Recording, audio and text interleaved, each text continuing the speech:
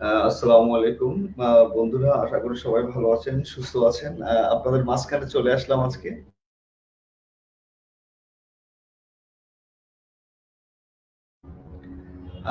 আমি জানি যে আপনাদের নেক্সট পরীক্ষা আছে, তাদের সময় বিসিএস এর পরীক্ষা আছে। ইভেন আপনারা এটাও জানেন যে আজকে কিন্তু এনএসএ এর পরীক্ষা আছে। অনেকে হয়তো আপনারা পরীক্ষা দিতে গিয়েছেন এবং এটাও সত্য যে হয়তো অনেকে পরবর্তীতে এসে ক্লাসটা করে নিয়ে করে যাবেন। তো যাই হোক, আপনাদের সাথে দেখা হলো, আবার অনেকদিন পর পরই দেখা হয়। তো আজকে আমরা পদ প্রকরণ নিয়ে আলোচনা করব। পদের যা যা গুরুত্বপূর্ণ যা যা পরীক্ষা আসতে পারে আমরা মোটামুটি সবকিছু নিয়ে আজকে আলোচনা করব। তো পদের যে কি ব্যাপারটা আছে না আছে সেটা আমি শুরু করছি। তবে আপনারা তার আগে যে কাজটা করবেন সেটা হচ্ছে একটা খাতা বের করে ফ্রেশ একটা পেজের মধ্যে আসেন। ফ্রেশ একটা পেজের মধ্যে এসে শিরোনাম সুন্দর করে লিখেন পদ প্রকরণ। আজকে আমরা পদ প্রকরণ নিয়ে আলোচনা করবো, তবে এর মধ্যে বেসিক কিছু জিনিস নিয়ে আমাদের জানতে হবে এবং আলোচনা থাকতে হবে। সেই জিনিসটা আমি একটু বোঝানোর চেষ্টা করব। ঠিক আছে সবাইকে? ওকে। তো সবাই খাতা বের করেন, খাতা বের করেন, যে যেখানে না বুঝবেন আমাকে জানাবেন, কমেন্ট করবেন। ওকে। আর আর এই তো আমাকে হয়তো স্যারের প্রথম ক্লাস, হ্যাঁ আমার প্রথম ক্লাস আপনাদের সাথে। হ্যাঁ, তো ইনশাল্লাহ এই তো দেখা হয়ে গেল, ইনশাল্লাহ আবার দেখা হবে। আমি খুব রিল্যাক্স আছি, সুন্দর রুম, সুন্দর ওয়েদার, এখানে পরিবেশ ভালো। তবে আপনারা অনেকে হয়তো এনএসএ পরীক্ষা দিচ্ছেন, যাই হোক এটা কোনো ফ্যাক্ট না। ব্যাপারটা হচ্ছে আমরা ইনশাল্লাহ এই তো ক্লাস চালিয়ে যাব যতটুকু সম্ভব। যে যেখানে না বুঝবেন, যেহেতু অনলাইন ক্লাস, যে যেখানে না বুঝবেন প্লিজ একটু কমেন্ট করে দিবেন যে আপনি এখানে এটা বুঝেননি। আশা করি সবাই আমার কথাটা বুঝতে পেরেছেন। যদি কোনো কমেন্ট আমি পাই বা বুঝতে পারি যে আপনি এখানে বুঝেননি, আমি সেটা আপনাকে ডিসকাস বা আলোচনা করার যথাসাধ্য চেষ্টা করব। আমি নিশ্চয়ই বোঝাতে পেরেছি আপনাদেরকে। ঠিক আছে সবাই? ওকে। আসেন আমরা পড়া শুরু করছি। তো পড়া শুরু করার আগে যে জিনিসটা আসলে আপনাদের সাথে আমি ডিসকাস করবো সেটা হচ্ছে পথ প্রকরণের একটা ব্যাপার নিয়ে। সবাই দেখেন। আর digital board I am not use to, digital board আপনারা ইউজ না, তারপর ট্রাই করবো। যদি কোনো কিছু হারায় যায়, আশা করি হারাবে না। আর সাউন্ড নিশ্চয়ই শুনতে পাচ্ছেন। একজন বললো আপনার পরিচয়টা একটু বলবেন। আমার পরিচয়, আমার নাম হচ্ছে আবু বকর। হ্যাঁ, আমি কনফারেন্সে ক্লাস নেই, এই এতটুকু আমার পরিচয়। এরপর আসেন যেটা করবো, হ্যাঁ যেটা আলোচনা করবো আপনাদের সাথে, আশা করি সময়টা ভালো কাটবে। ওকে। স্যার প্রথম ক্লাস পেলাম, হ্যাঁ প্রথম ক্লাসই তো। এখন কি করবো বলেন, সময়ের কারণে আসতে পারিনি। দেখছিলাম এখন থেকে হয়তো আজকে দেখা হচ্ছে, কালকে পরশু আবার দেখা হবে, 2-3টা ক্লাস আছে। সাউন্ড কম, যাই সাউন্ড কম প্রবলেম নাই, কিন্তু আমার কথা নিশ্চয়ই আপনারা শুনতে পেরেছেন। আসসালামু আলাইকুম, আপনাকে অনেক মিস করেছি স্যার। ভালো লাগলো আপনাকে দেখে, থ্যাংক ইউ ভেরি মাচ। আসলে আমরা পড়া শুরু করি। দেখেন আমি কি লিখলাম, দেখেন আমি লিখলাম বাংলাদেশ। একটা জিনিস খেয়াল রাখবেন, আলাদাভাবে এই বাংলাদেশ কিন্তু একটা শব্দ। সবাই একটু ভালো করে বোঝেন এটা, হ্যাঁ। তারপর দেখেন লিখলাম আমাদের।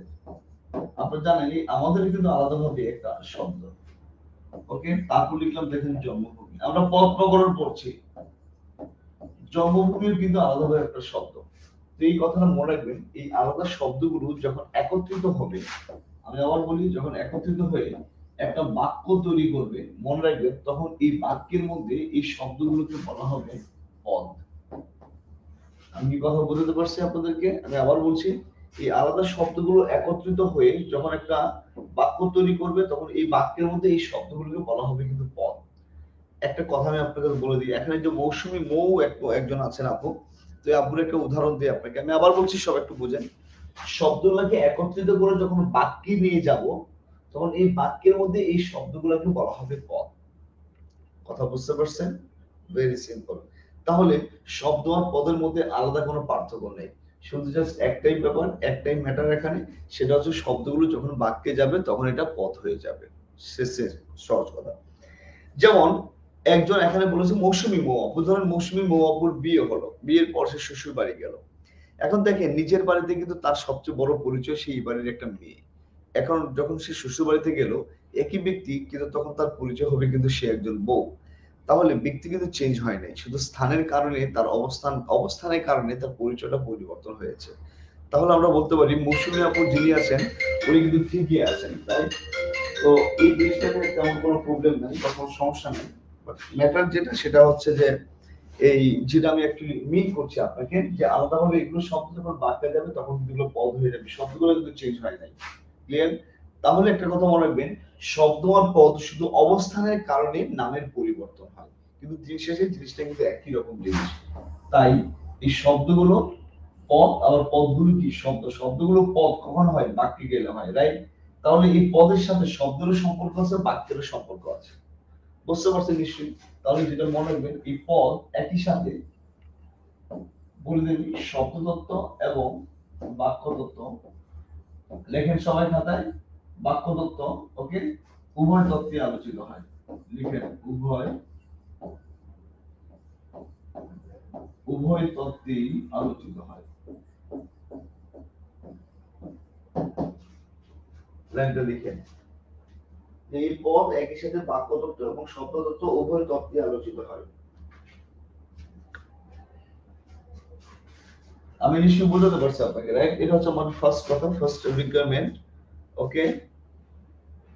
আচ্ছা, তো এটা হচ্ছে নতুন ব্যাকরণ একটা ব্যাপার, আর আজকে নতুন ব্যাকরণে অনেকগুলো আলোচনা করব। মনে রাখবেন পদ হওয়ার আরো অনেকগুলো সিস্টেম, অনেকগুলো সুন্দর সিস্টেম আছে। সবাই একটু দ্রুত করবেন প্লিজ। আচ্ছা, পদ হওয়ার সেই সিস্টেমটা আমি একটু জাস্ট বলি, দেখেন। আচ্ছা, এটা লিখি একটু, যেহেতু ব্যাকরণ লেখা আছে, মনে রাখবেন ডিজিটাল বোর্ড লিখো না।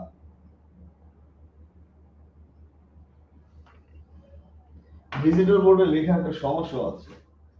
মনে রাখবেন কোন শব্দের সাথে যদি আমরা বিভক্তি যুক্ত করি, তাহলে এটা কি হবে বলুন তো? পদ হয়ে যাবে। যেমন দেখেন, দিন একটা শব্দ, তার সাথে এই একটা বিভক্তি যুক্ত করে কি হলো বলেন তো? দিনে।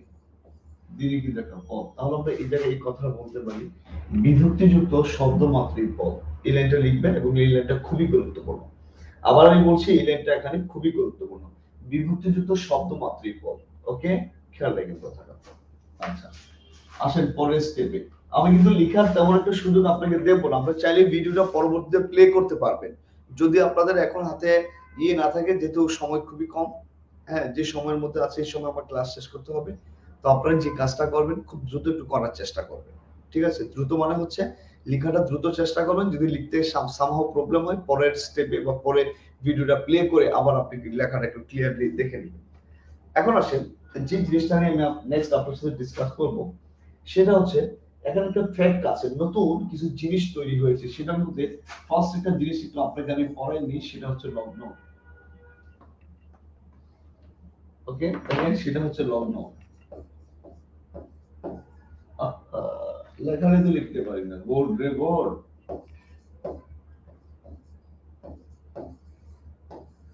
লগ্ন শব্দটা আপনারা অনেকে হয়তো বা ফার্স্ট আজকে শুনলেন, কিন্তু লগ্ন খুবই গুরুত্বপূর্ণ। যেমন আজকে পরীক্ষা হচ্ছে না, নতুন ব্যাকরণ থেকে দেখবেন আজকেও পরীক্ষা কিন্তু প্রশ্ন থাকবে। লগ্ন দেখেন, আমরা এই শব্দটা কিন্তু একটু জানি, হয়তো চিন্তা করি না। কেমন চিন্তা করি দেখেন, লগ্ন মানে হচ্ছে একত্রিত হয়ে থাকা। আমি আবার বলছি, লগ্ন মানে হচ্ছে একত্রিত হয়ে থাকা। আপনি পড়েছেন না, সে তার সংলগ্ন হয়ে আছে। সংলগ্ন মানে কি বলেন তো? কারোর সাথে থাকা বা একত্রিত থাকা, সংলগ্ন। তাহলে লগ্ন মানে কি? একত্রিত হয়ে থাকা। লগ্ন হচ্ছে ব্যাকরণের ভাষায় লগ্ন হচ্ছে একটা শব্দাংশ। আমি আবার বলি, লগ্ন একটা কি বলেন তো? শব্দাংশ। শব্দাংশ মানে শব্দের অংশ। ক্লিয়ার? আচ্ছা, কোন শব্দের অংশ বা কিভাবে এটাকে জাস্টিফাই বা এটাকে চিহ্নিত করা হয়, ব্যাপারটা আমি আপনাকে জাস্ট বলে দিই, খেয়াল রাখবেন, ওকে? একটা শব্দের সাথে লগ্নের ব্যাপারটা বলে দিই। একটা শব্দের সাথে কোনো বর্ণ বা বর্ণ সমষ্টি যখন এক্সট্রা যুক্ত হবে বা একটা শব্দাংশ যখন যুক্ত হবে, তখন এটাকে বলা হবে লগ্ন। লগ্ন চার ধরনের আছে। আর লগ্ন অ্যাকচুয়ালি কি? শব্দাংশ। শব্দাংশ মানে কি? মূল শব্দের একটা এক্সট্রা বা অতিরিক্ত অংশ।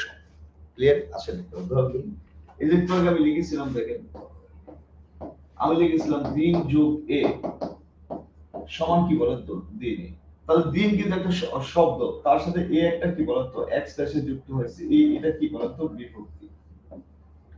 তাহলে ভাইরা বোন, আপনাদের এটা মনে রাখতে হবে। আমি আবার বলছি, আপনাদের এটা মনে রাখতে হবে যে লগ্ন হচ্ছে একটা শব্দের অংশ, অর্থাৎ মূল শব্দের সাথে যুক্ত হবে। তাহলে বিভক্তি মূল শব্দের সাথে যুক্ত হয়, তাই বিভক্তি কিন্তু একটা লগ্ন। ক্লিয়ার? এরপর দেখেন, আমি লিখলাম আম যোগ টি।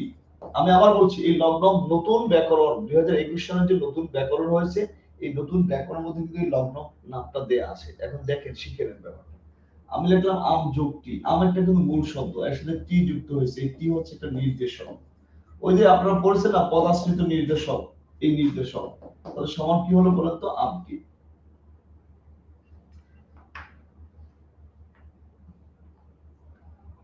সমান কি হলো বলেন তো, আমটি।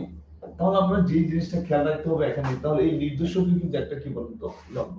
ওকে, এরপর দেখেন আমি লিখলাম ছাত্র, তার সাথে রা যুক্ত করলাম, তাহলে কি হলো বলেন তো, ছাত্র না। একটু জাস্ট দেখেন, ছাত্র কিন্তু একটা শব্দ, তার সাথে রা যুক্ত করলাম, রা কিন্তু একটা বচন।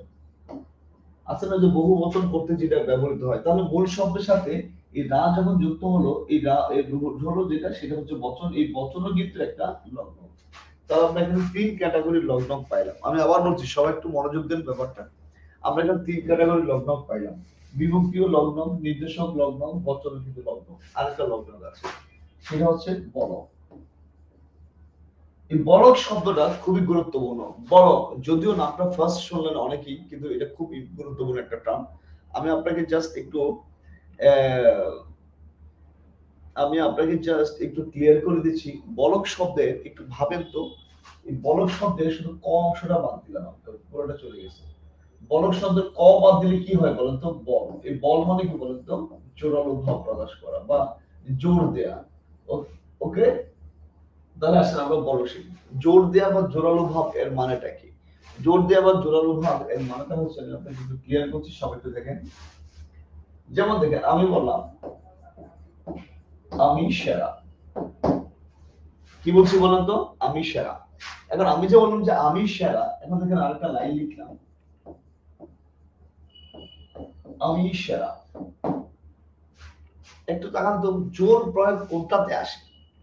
আমি, রাইট? আমি সেরা, নর্মাল আমি সেরা। তাহলে এখানে ই একটা জোর প্রয়োগ হয়। ওকে, জোর প্রয়োগ মানে গুরুত্বটা বাড়িয়ে দেয়া। তাহলে মনে করেন এই ই যেটা আছে, এটাই হবে কি বলতো, বলো।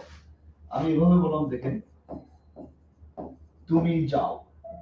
ঠিক এই কথাটা আমি আবার এভাবে বললাম, তুমিও যাও না লিখে লিখি তুমি যাবে। ওকে, এই কথা আমি লিখলাম তুমিও যাবে। জোর প্রয়োগ কোনটাতে হয় বলেন তো, তুমিও, তুমিও যাবে। তাহলে এখানে ও যেটা আছে, এটাই হবে কি বলেন তো, বলো। ক্লিয়ার? আমি আবার বলছি, সবাই খেয়াল রাখেন, একটা জোরালো ভাবের ব্যাপার থাকে। ওকে, যেমন আমি সেরা, আপনি যখন বলেন আমি সেরা, এখন ই যেটা আছে এটা জোরালো ভাব প্রকাশ করে, তাই এটা বলো। ওকে, তাহলে মনে রাখবেন, কোন শব্দের সাথে, আমি আবার বলছি, কোন শব্দের সাথে এইভাবে ই এবং এইভাবে ও যুক্ত হলে, এই ই এবং ও এই দুটাই হবে বলো। I think it's clear. Okay, তাহলে আমরা লগ্ন পাইলাম চার ধরনের। কয় ধরনের? চার ধরনের। এক, বিভক্তি। দুই, মুছে ফেলছি এখানে, দুই যেটা ছিল সেটা ছিল নির্দেশক, রাইট? ওকে, দুই ছিল নির্দেশক।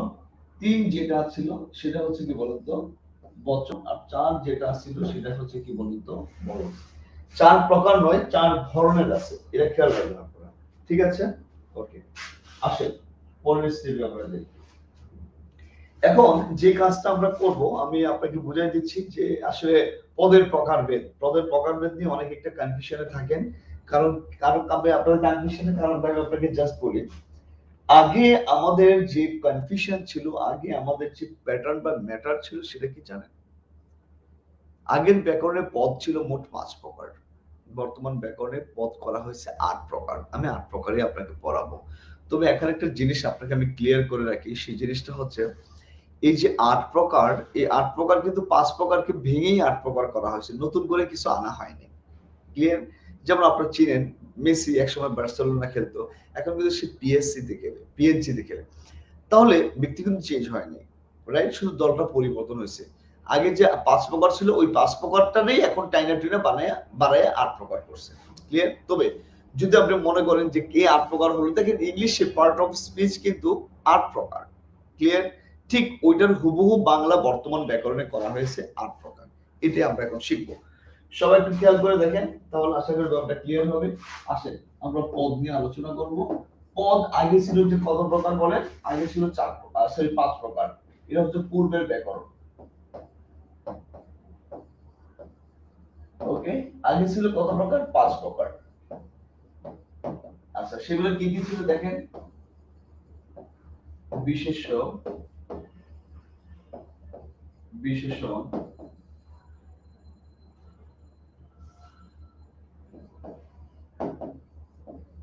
সর্বনাম,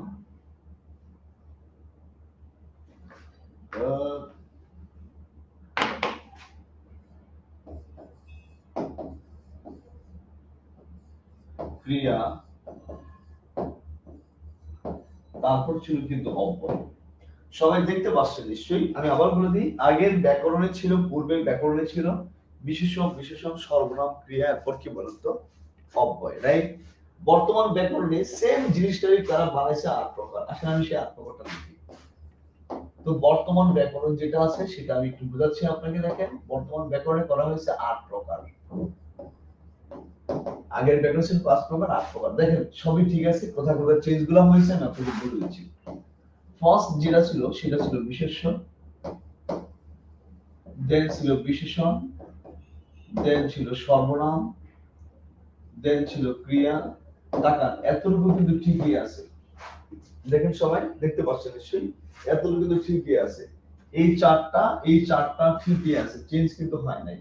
এবার দেখেন ক্রিয়া যেটা আছে এটাকে ইংলিশে ভার্ব বলা হয়, কিন্তু এটাকে যখন চেঞ্জ করে আপনি বলবেন অ্যাডভার্ব, তো অ্যাডভার্ব যেটা আছে সেটা কিন্তু পার্টস অফ স্পিচে কিন্তু আছে। তো যেহেতু আছে, তো আপনাকে এখানে এটা মনে রাখতে হবে, এই অ্যাডভার্ব যেটা আছে এটারই বাংলা হচ্ছে ক্রিয়া বিশেষণ।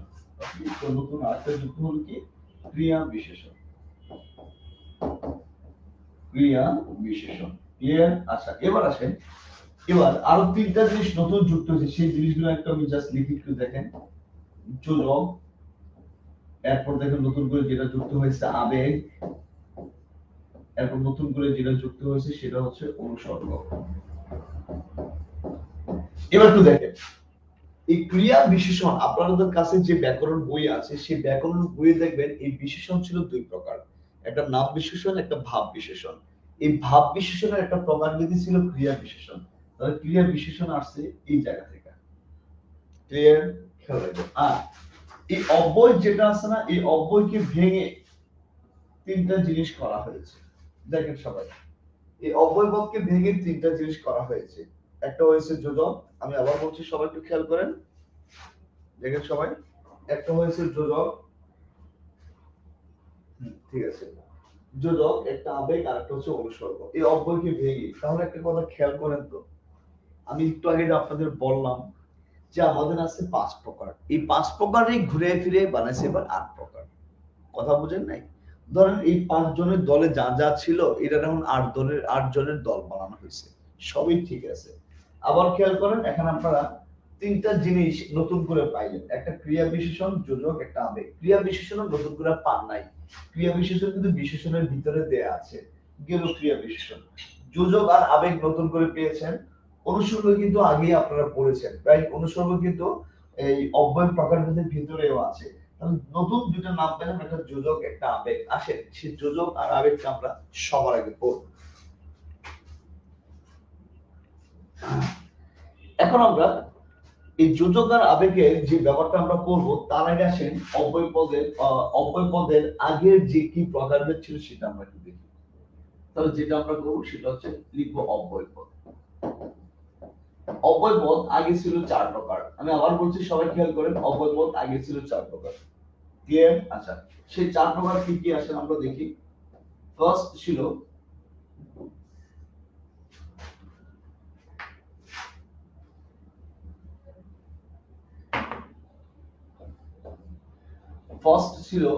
ওরে খোদা,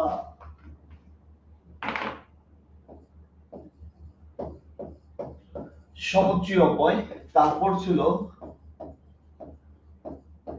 অনন্বয়ী অব্যয়, তারপর ছিল পদান্বয়ী অব্যয়, তারপর ছিল ধনাত্মক বা অনুকার অব্যয়।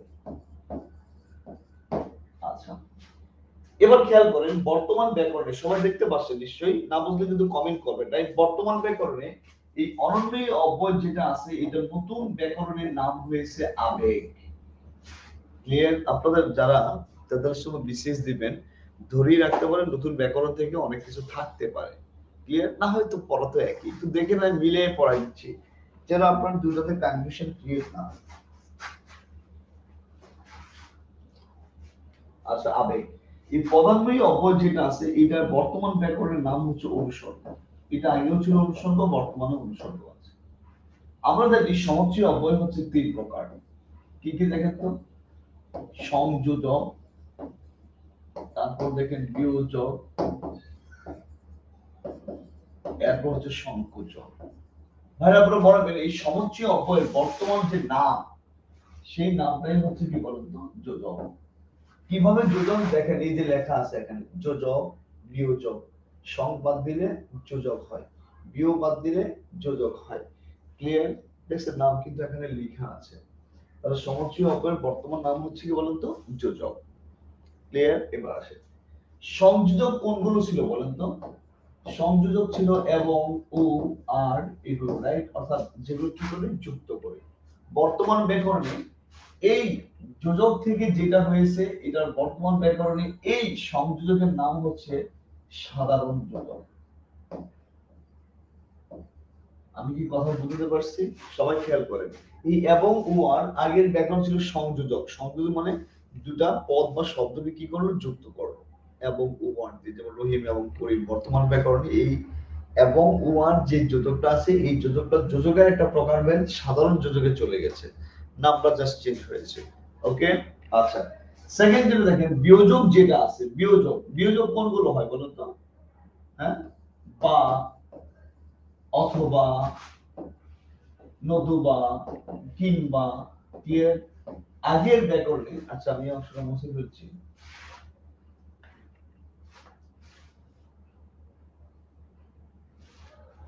বা, অথবা, নতুবা, কিংবা। দেখেন আগের ব্যাকরণে এগুলো ছিল,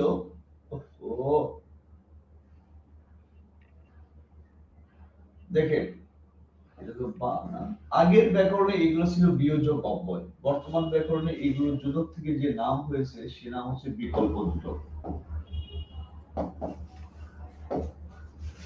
এই যে বা অথবা, আপনি বলেন চা বা কফি খাও, তো চা বা কফি খাও আগের ব্যাকরণ ছিল বা, ছিল বিয়োজক অব্যয়। বর্তমান ব্যাকরণে এই বা হচ্ছে বিকল্প যোজক। ক্লিয়ার আছে? সংকোচক যেটা আছে, সংকোচক এটা হচ্ছে কি জানেন, কিন্তু,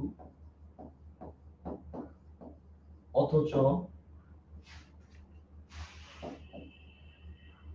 বরং, রাইট? আগের ব্যাকরণে এটার নাম ছিল সংকোচক অব্যয়। বর্তমান ব্যাকরণে এই এটার নাম হয়েছে বিরোধ যোজক। আই থিংক আপনাদের পড়াটা ক্লিয়ার, রাইট? এখানে এখানে আর কোন জিনিস নিয়ে সমস্যা হওয়ার কথা না। ওকে, আমি আবারও বলছি, এখানে অন্য কোনো জিনিস নিয়ে সমস্যা হওয়ার কথা না। দেখেন আমি মিলিয়ে দিয়েছি। তাহলে যোজক কিন্তু আমাদের পড়া শেষ। ৮ প্রকার মধ্যে যেটা ছিল সেটা কিন্তু পড়া শেষ। আবার বলছি, যোজক হচ্ছে যুক্ত করে। তো সমুচ্চয় অব্যয়গুলো যুক্ত করে অথবা বিকল্প স্থান করে। সমুচ্চয় অব্যয় ছিল আগে ৩ প্রকার, সংযোজক ছিল এবং, ও, আর। বর্তমান ব্যাকরণে এই সংযোজককে বলা হবে সাধারণ যোজক। বিয়োজক ছিল বা, অথবা, কিংবা, নতুবা, এগুলা, রাইট? বর্তমান ব্যাকরণে এই বিয়োজক অব্যয়ের নাম হয়েছে বিকল্প যোজক, রাইট? আগে ছিল সংযোজক অব্যয় ছিল কিন্তু, অথচ, বরং, রাইট? বর্তমান ব্যাকরণে এগুলোকে বলা হবে বিরোধ যোজক। ক্লিয়ার? ওকে, তাহলে বন্ধুরা, আপনারা যারা আমাকে দেখতে পাচ্ছেন, সাউন্ড কম হচ্ছে না, চিৎকার করতে পারবো না। হ্যাঁ, চিৎকার করতে খুব কষ্ট হয়ে যায়। যা সাউন্ড শোনার কথা, যে মৃত্যু আমার সামনেই আছে, আমি কিন্তু ভালো সাউন্ড করছি, আর রুমে কিন্তু কেউ নাই, এখানে একদম সাইলেন্ট। আচ্ছা আসেন। তো আপনাদের আমি যেটা বলছিলাম অ্যাকচুয়ালি, এই যে সাউন্ডের কি সরি, এই যে ব্যাপারটা যেটা আমি আপনাদের সাথে ফার্স্ট এতক্ষণ আলোচনা করলাম, আশা করি এই জিনিসটা আপনাদের মোটামুটি ক্লিয়ার হয়ে গেছে। এখন যে জিনিসটা নিয়ে আপনার সাথে আমার পরবর্তী ডিসকাশন থাকবে, সেটা হচ্ছে আমরা আবেগটা নিয়ে একটু কথা বলবো। আবেগ, রাইট? আবেগ, আবারও বলছি, আবেগ বা পদ প্রকরণের ৮ প্রকারের মধ্যে কিন্তু একটা অংশ। ওকে, আবেগটা নিয়ে আসলে একটু কথা বলি। আবেগটা আমি একটু জাস্ট আপনাকে সুন্দরভাবে বুঝিয়ে বলে দেবো যেন সবাই বুঝতে পারেন। খাতায় শিরোনাম লিখেন আবেগ।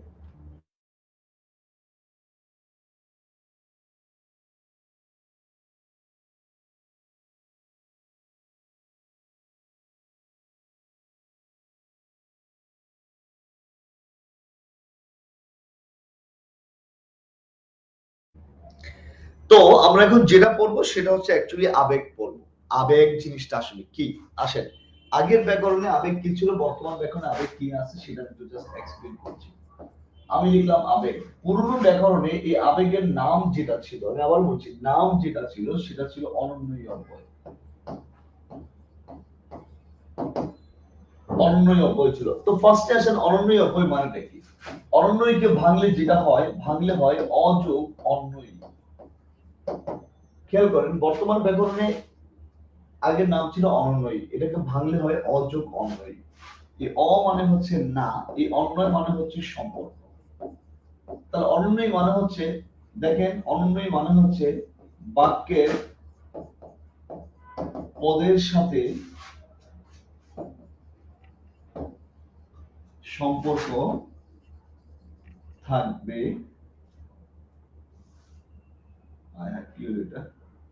যাই হোক, বাক্যের পদের সাথে সম্পর্ক থাকবে না। বাক্যের পদের সাথে সম্পর্ক নেই, অর্থাৎ অর্থের উপর কোনো প্রভাব নেই, ওইটা বাদ দিলেও অর্থের কোনো পরিবর্তন হয় না, এই জাতীয় যে অব্যয়গুলো আছে এগুলোকে বলা হয় অনন্যই অব্যয়। সেম এই অনন্যই অব্যয়ের বর্তমান যে সংজ্ঞা বা নাম, এটা আপনি আবেগে ব্যবহার করবেন। আবেগ হচ্ছে ওই সেম কথাই, বাক্যের পদের সাথে সম্পর্ক থাকবে না। ক্লিয়ার? আমি এইভাবে বললাম, আমি আপনাকে প্রশ্ন করলাম, আচ্ছা তুমি কি আমার সাথে যাবা? আপনি আমাকে বললেন হ্যাঁ আমি, সবাই দেখেন, আমি অবশ্যই যাব। আপনি কি বললেন? হ্যাঁ আমি অবশ্যই যাব। এখন আমি দেখেন যে হ্যাঁ এবং দেখেন এই হ্যাঁ এবং খোদা, আপনি যখন উত্তরটা কি দিলেন দেখেন, হ্যাঁ আমি অবশ্যই যাব। এখন দেখেন তো আমি কি করলাম জানেন? আপনি বললেন, আমি বললাম তো আপনাকে, এই আপনি কি আমার সাথে যাবেন? আপনি বলেন হ্যাঁ আমি অবশ্যই যাব। তাহলে এখানে আমি হ্যাঁটা বাদ দিলাম, ওকে, এবং দেখেন অবশ্যইটা বাদ দিলাম। অর্থের কি কোনো পরিবর্তন হয়েছে? পরিবর্তন কিন্তু হয়নি। ক্লিয়ার? তার মানে দেখেন যে অবয়গুলো বাক্যে থাকলেও যা, না থাকলেও তা, থাকলে বাক্যের সৌন্দর্য বৃদ্ধি পাবে। যেমন আপনারা আপনারা এই যারা আমাকে এখন দেখতে পাচ্ছেন, ওকে, আশা করি কথাগুলো বুঝতে পারলেন, রাইট? সেম জিনিসটাই কি বলেন তো, বর্তমান নাম হচ্ছে আবেগ। এখন আবেগের অনেকগুলো ক্রাইটেরিয়া আছে, প্রকারভেদ আছে। আসেন আমরা অনন্যই অব্যয় অলরেডি পড়া শেষ, অলরেডি আপনারা এগুলো পড়েছেন, সেম জিনিসটা আমরা আবেগে একটু নিয়ে যাই।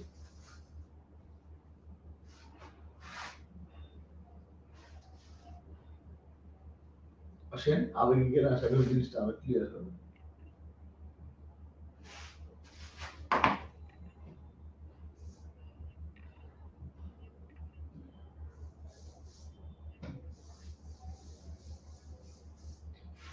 তো আবেগের মধ্যে ফার্স্ট আমরা যে আবেগটা শিখবো, এখন আসলে 8টা 5টা কোনটা দেবো স্যার? বর্তমানটা দেবো? হ্যাঁ বর্তমানটা দিবেন, তবে আপনার পরীক্ষায় পদ কত প্রকার এটা আসবে না। সবাই খালি একটা প্রশ্ন করে, স্যার বর্তমান আসলে কয়টা দেবো? এই ধরনের প্রশ্ন করবেই না আপনাদের। আর আপনি তারপর আমি জানি আপনি আবার প্রশ্ন করবেন, স্যার যদি করে, যদি করলে 8টাই দিবেন। কারণ ব্যাকরণ যেহেতু চেঞ্জ হয়েছে, নতুন ব্যাকরণই থাকবে। আর ব্যাকরণ চেঞ্জ আমি আপনারা কেউ করতে পারবো না। ব্যাকরণ চেঞ্জ যেটা হয়েছে সেটা হচ্ছে বাংলা একাডেমি থেকে। আবার বলছি বাংলা একাডেমির যারা মহাপরিচালক বা যারা যারা আছেন ওরাই একমাত্র চেঞ্জ করার ক্ষমতা রাখে, আমি আপনি কোনো ক্ষমতা রাখি না। সো চিন্তার কিছু নেই। আবেগের মধ্যে অনেকগুলো, আবেগের মধ্যে আমি একটা একটা আবেগ বলি। ফার্স্ট দেখেন সে হচ্ছে সিদ্ধান্ত আবেগ। আমি কিন্তু সবগুলো পড়াবো না আপনাকে, কয়েকটা জাস্ট পড়িয়ে দেবো। ফার্স্ট যেটা আছে সেটা দেখেন সিদ্ধান্ত আবেগ।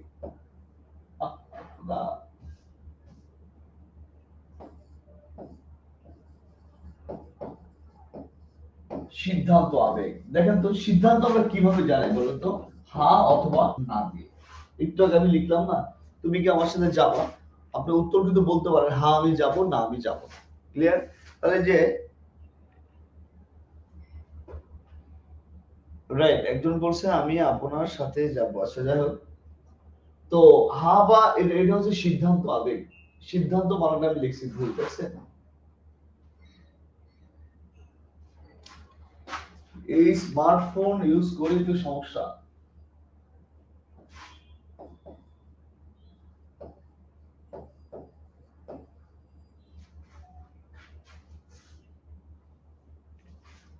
আচ্ছা, তো হ্যাঁ বা না, রাইট, এটা সিদ্ধান্ত আবেগ।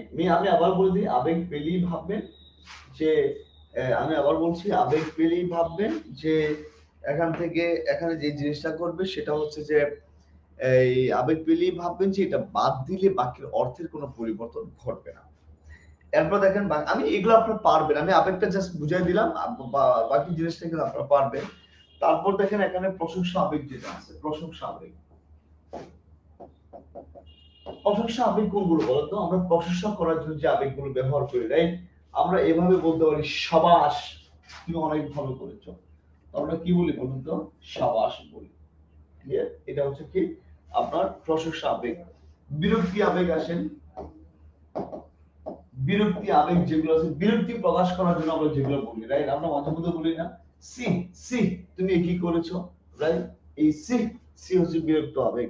এরপর আতঙ্ক আবেগ, আতঙ্ক প্রকাশ করে যে আবেগটা দিয়ে, আতঙ্ক আবেগ। আমরা বলি না বাপরে বাপ,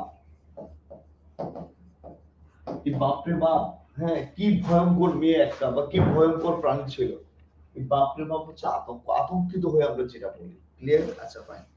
এরপর যে বিস্ময় আবেগ, বিস্ময় আবেগ, আপনি বিস্ময় হয়ে গেলেন কোন একটা জিনিস দেখে, রাইট? আপনি বলেন আহ কি চমৎকার দৃশ্য, এই আহ যেটা বলেন এটা হচ্ছে বিস্ময় আবেগ।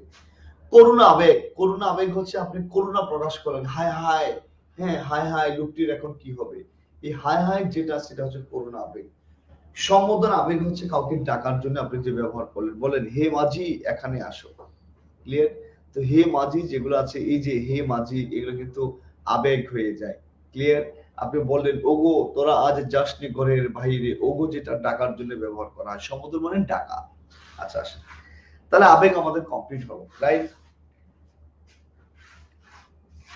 একদম যে নতুন ব্যাকরণ প্রণয়ন হয়েছে এটা সংক্ষিপ্ত, যে মনে হয় না এখান থেকে বিসিএস এ কমন পড়বে। ভাই কমন টমনের ব্যাপারটা বড় কথা না, আপনি যা পড়ছেন তাই থাক না, সমস্যা নাই তো। আপনি যেটা করবেন, ওই যে আজকে ক্লাসের ফার্স্টে একটা জিনিস পড়িয়েছি লগ্ন, লগ্নটা পড়বেন। নতুন কিছু যুক্ত করা হয়েছে, যুক্তগুলো পড়বেন। ক্লিয়ার? যেমন লগ্ন, পদানু, এরপর আমরা আজকে বললাম বলক, রাইট? এরকম অনেকগুলো তথ্য নতুন করে যুক্ত করা হয়েছে, আপনি নতুনটা পড়ে ফেলেন, আগে যেটা পড়ছে সেটাই রাখেন, সমস্যা হবে না আশা করি। তবে স্টেপ বাই স্টেপ আগের ব্যাকরণটাকে অ্যাভয়েড করা হবে।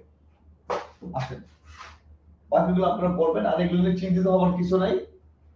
ওকে, আবেগ গেল, আবেগের পরে আসেন আমরা এখন যেটা নিয়ে আলোচনা করবো সেটা হচ্ছে বিশেষ্য পদ। আমাদের একটা পড়া শেষ, শিরোনাম লিখেন বিশেষ্য পদ। আচ্ছা বিশেষ্য বলতে কিন্তু আমরা কি বুঝি বলেন তো? নাম বুঝি। কোনো কিছুর নাম কি আমরা কি বলি বলেন তো? বিশেষ্য পদ বলি। এখন আসেন বিশেষ্য পদ, মনে রাখবেন আমাদের ব্যাকরণে যতগুলো অধ্যায়ের নাম আছে, অধ্যায়ের নাম বলতে আমরা কি বুঝি বলেন তো? কারক, সমাস, উপসর্গ, অনুসর্গ, প্রকৃতি, প্রত্যয়, বচন, যত অধ্যায়ের নাম আছে, মনে রাখবেন প্রত্যেকটা অধ্যায়ের নাম, আমি আবার বলছি, প্রত্যেকটা অধ্যায়ের নাম এক একটা বিশেষ্য পদ। ওকে, এটা খেয়াল রাখবেন, অধ্যায়ের নাম বললেই সেটা কি হবে বলেন তো? বিশেষ্য পদ হবে। ক্লিয়ার? সবার জন্য কথাটা মনে থাকে।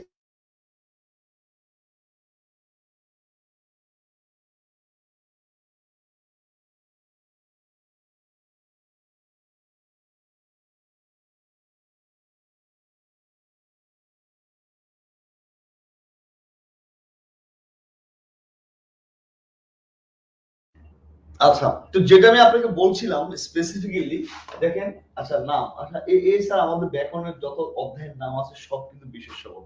আচ্ছা বিশেষ্য পদের আরেকটা ফ্যাক্ট আপনাকে আমি জানিয়ে রাখি, আমাদের ব্যাকরণের যে নামগুলো কারক, সমাস, উপসর্গ, অনুসর্গ, প্রকৃতি, প্রত্যয়, সব কিন্তু বিশেষ্য পদ হবে। আরেকটা ব্যাপার আমি আপনাকে বলে দিই, দেখেন একটা নাম যত বড় হোক যত ছোট হোক, যেমন কয়েকটা নাম এখানে আমি পড়ি, সব যেমন কি দেখেন, আব্দুল হানিফ, আব্দুল একটা নাম, হানিফ একটা নাম, নাম কিন্তু দুইটা কিন্তু বিশেষ্যপদ কিন্তু একটা, রাইট? যেমন দেখেন আমার আছে জল, জানেন যেটা হুমায়ুন আহমেদের একটা চলচ্চিত্র বা একটা উপন্যাসের নাম। আমার কিন্তু সর্বনাম, আছে কিন্তু ক্রিয়াপদ, জল কিন্তু বিশেষ্যপদ, কিন্তু আমার আছে জল যখন একত্র করা হবে তখন পুরাটাকে কিন্তু বলা হবে কি বলেন তো? পুরোটাকে কিন্তু যখন একত্র করা হবে, আমি আবার বলছি পুরোটা কিন্তু একটা বিশেষ্যপদ, যেহেতু একটা উপন্যাসের নাম, তাহলে এখানে বিশেষ্যপদ কিন্তু একটা। তার মানে যেটা আপনারা খেয়াল রাখবেন, একটা নাম যত বড় হোক যত ছোট হোক বিশেষ্যপদ একটা হবে। এবার আসেন বিশেষ্যপদের প্রকারভেদ নিয়ে আমরা আলোচনা করি।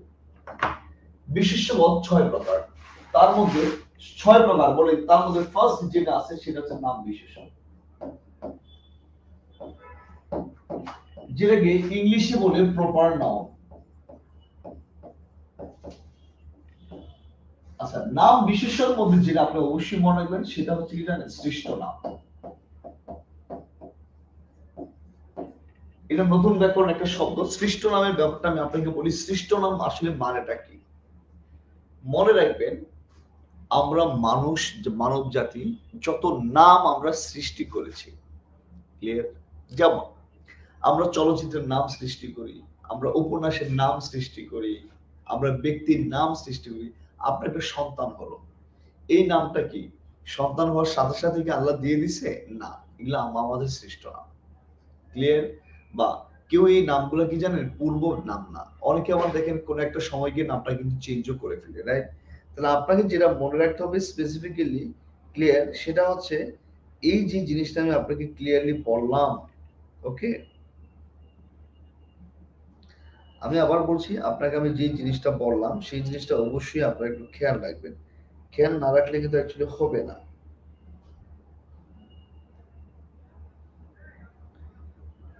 আমি কি বোঝাতে পারছি আপনাদেরকে? তো এই জিনিসটা একটু জাস্ট খেয়াল রাখবেন, রাখলে আশা করি ক্লিয়ার হয়ে যাবে। আমি বলে দিই, কোন ব্যক্তির নাম, কোন গ্রন্থের নাম, কোন স্থানের নাম, এগুলো আমাদের মানব সৃষ্ট নাম। জন্মগতভাবে কিন্তু কোনো নাম তৈরি হয় নাই। এরকম মানব সৃষ্ট যত নাম পাবে সবগুলো নাম বিশেষ্য হবে, এটা মনে রাখবেন। এখানে আরেকটা জিনিস আপনাকে স্পেসিফিক মনে রাখতে হবে, সেটা হচ্ছে নাম বিশেষ্য তো সৃষ্ট নাম, আর আরেকটা হচ্ছে কাল নাম। কাল মানে হচ্ছে সময়। আমি আবার বলছি, কাল মানে হচ্ছে সময়, সময়ের নাম। যেমন সকাল, বিকাল, দুপুর, এগুলো সময়ের নাম হয়, ওকে? আচ্ছা, কাল নাম বলতে আমরা যেটা বুঝি, দেখেন মাসের নাম, বৈশাখ, জ্যৈষ্ঠ, আষাঢ়, আষাঢ়, শ্রাবণ, অথবা জানুয়ারি, ফেব্রুয়ারি, মার্চ, এপ্রিল, এগুলো বিভিন্ন সময়ের নাম। সময়ের যে নামগুলো আছে সে নামগুলো হবে কি বলতো, সৃষ্ট নাম। সরি, সময়ের যে নামগুলো আছে সে নামগুলো হবে নাম বিশেষ্য, রাইট? এই যে দুইটা জিনিস, কাল নাম আর সৃষ্ট নাম, এটা নতুন ব্যাকরণ বেশ সুন্দর করে দেয়া আছে। সৃষ্ট নামটা একবার বুঝলে আমি পারি, আমরা মানব জাতি যে নামটা নিজেরা দিয়েছি এটাই সৃষ্ট নাম, ক্লিয়ার? খেয়াল রাখেন, গেল এটা। এরপর আসেন আমরা যেটা শিখবো, যেটা শিখবো সেটা হচ্ছে জাতিবাচক বিশেষ্য। ওকে, সবাই দেখেন, জাতিবাচক বিশেষ্য।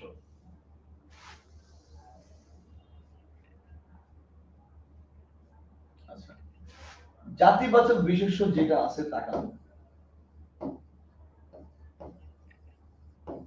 দেখেন এই নামের ফার্স্টেই লেখা আছে জাতি, তাহলে মনে রাখবেন কোন নামের সাথে যদি জাতি থাকে, আবার বলছি আমি, কোন একটা জাতির নাম, বা আমরা এটা বলতে পারি পৃথিবীতে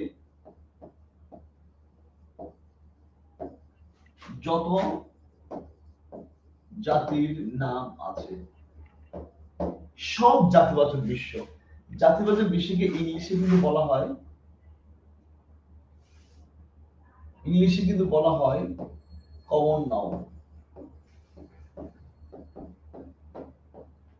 আচ্ছা, তো যত জাতির নাম আছে, আমরা কি কি জাতির নাম বলতে পারি বলেন তো? চাকমা, মারমা, এগুলো হচ্ছে জাতির নাম। চাকমা, মারমা, খাসিয়া বা খুশিয়া, ইভেন আমাদের বাঙালি যেটা আছে এটাও কিন্তু একটা জাতির নাম, ওকে? আমরা বাঙালি বলতে পারি, হ্যাঁ, আমরা চাকমা, মারমা, বাঙালি বলতে পারি, বাংলাদেশি আমরা বলি, পর্তুগিজ বলি, ইংরেজ বলি, রাইট? এগুলো হচ্ছে জাতিবাচক বিশেষ্য, ইংরেজ, ওকে? ইহুদি আমরা বলতে পারি, দেখেন, হ্যাঁ, ইহুদি, ইহুদি কিন্তু একটা জাতি, মুসলিম কিন্তু একটা জাতি, ক্লিয়ার? খ্রিস্টান কিন্তু একটা জাতি। জাতি তো অনেক ভাবে ক্যাটাগরাইজ করা যায়, ক্লিয়ার? তাহলে যত ভাবে ক্যাটাগরাইজ করা যায়, যত নাম, যেহেতু এটার নামই বলা হয়েছে জাতিবাচক বিশ্ব, আপনি সবার আগে জাস্ট এটা মনে রাখবেন, জাতি বললেই এটা জাতিবাচক বিশ্ব হবে, এই জায়গায় ফার্স্ট কথা, ক্লিয়ার? আমি আবার বলছি, জাতি বললেই কি হবে বলতো, জাতিবাচক বিশেষ্য হবে। আমি কি বোঝাতে পারছি আপনাদেরকে? ক্লিয়ার কনসেপ্টটা? এটা খেয়াল রাখবেন, ওকে? ওকে, আসেন জাতিবাচক বিশেষ্য। এছাড়া আরো কিছু জাতিবাচক বিশেষ্য আছে, সেগুলো আমরা একটু আলোচনা করি। যেমন দেখেন, নদী একটা জাতিবাচক বিশ্ব, সাগর একটা জাতিবাচক বিশ্ব, পর্বত একটা জাতিবাচক বিশ্ব, রাইট? এছাড়া দেখেন পাখি একটা জাতিবাচক বিশ্ব, মানুষ এটাও কিন্তু একটা জাতিবাচক বিশ্ব। এই শব্দগুলো খুব গুরুত্বপূর্ণ, লেখা রাখেন। নদী, সাগর, পর্বত, পাখি, মানুষ, এগুলো হচ্ছে জাতিবাচক বিশেষ্য। তাহলে জাতিবাচক বিশ্ব আমাদের কমপ্লিট। এরপর আসেন যেটা নিয়ে আমরা আলোচনা করবো সেটা হচ্ছে সমষ্টিবাচক বিশেষ্য। সমষ্টিবাচক বিষয়ে আপনি যেটা অবশ্যই মনে রাখবেন যে আর যাই হোক শব্দটা, আমি আবার বলছি, আর যাই হোক শব্দটা দিয়ে কখনোই একটা বোঝাবে না, অবশ্যই একের অধিক বোঝাবে। আবার বলছি, শব্দটা দিয়ে কখনো কোনোভাবে একটা বোঝাবে না, একের অধিক বোঝাবে। ক্লিয়ার কথাটা? খেয়াল রাখেন। এখন আসেন যেটা নিয়ে আমি আলোচনা করছিলাম, শব্দ কোনোভাবেই একটা হবে না, একের অধিক হবে। কি হবে দেখেন, সমষ্টির মধ্যে আমি এটা বলতে পারি, দেখেন জনতা, ভাইরা পুরান জনতা কখনো একজনে হয় না। ক্লিয়ার? খেয়াল রাখবেন। জনতা লেখেন সবাই, দল, ওকে, লেখেন বহর, লেখেন ঝাঁক। ঝাঁক কি বলতো? মাছের ঝাঁক, পাখির ঝাঁক, এরকম ঝাঁক। এরপর লিখেন সভা,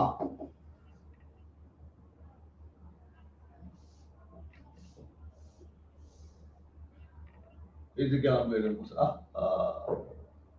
কি লিখছি এটা? লিখছি বহর, রাইট? এটা কি লিখছিলাম এখানে? ভুলে গেছি ভাই, এটা মুছে গেছে, কিছু মনে করেন না। না আর্মি কিন্তু হবে না, রাইট? একদম লিখছেন আর্মি, আর্মি কিন্তু হবে না, এটা কালেক্টিভ নাউন, আর্মি হবে না। আমি কয়েকটা শব্দ আপনাকে বলে দিই, ক্লিয়ার? লিখেন সভা, সমিতি,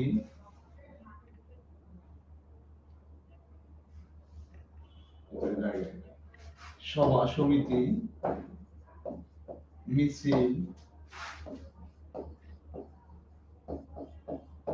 পঞ্চায়েত,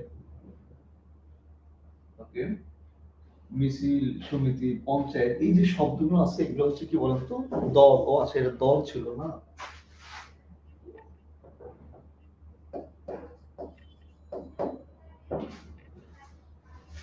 এগুলো হচ্ছে সমষ্টিবাচক বিশেষ্য, রাইট?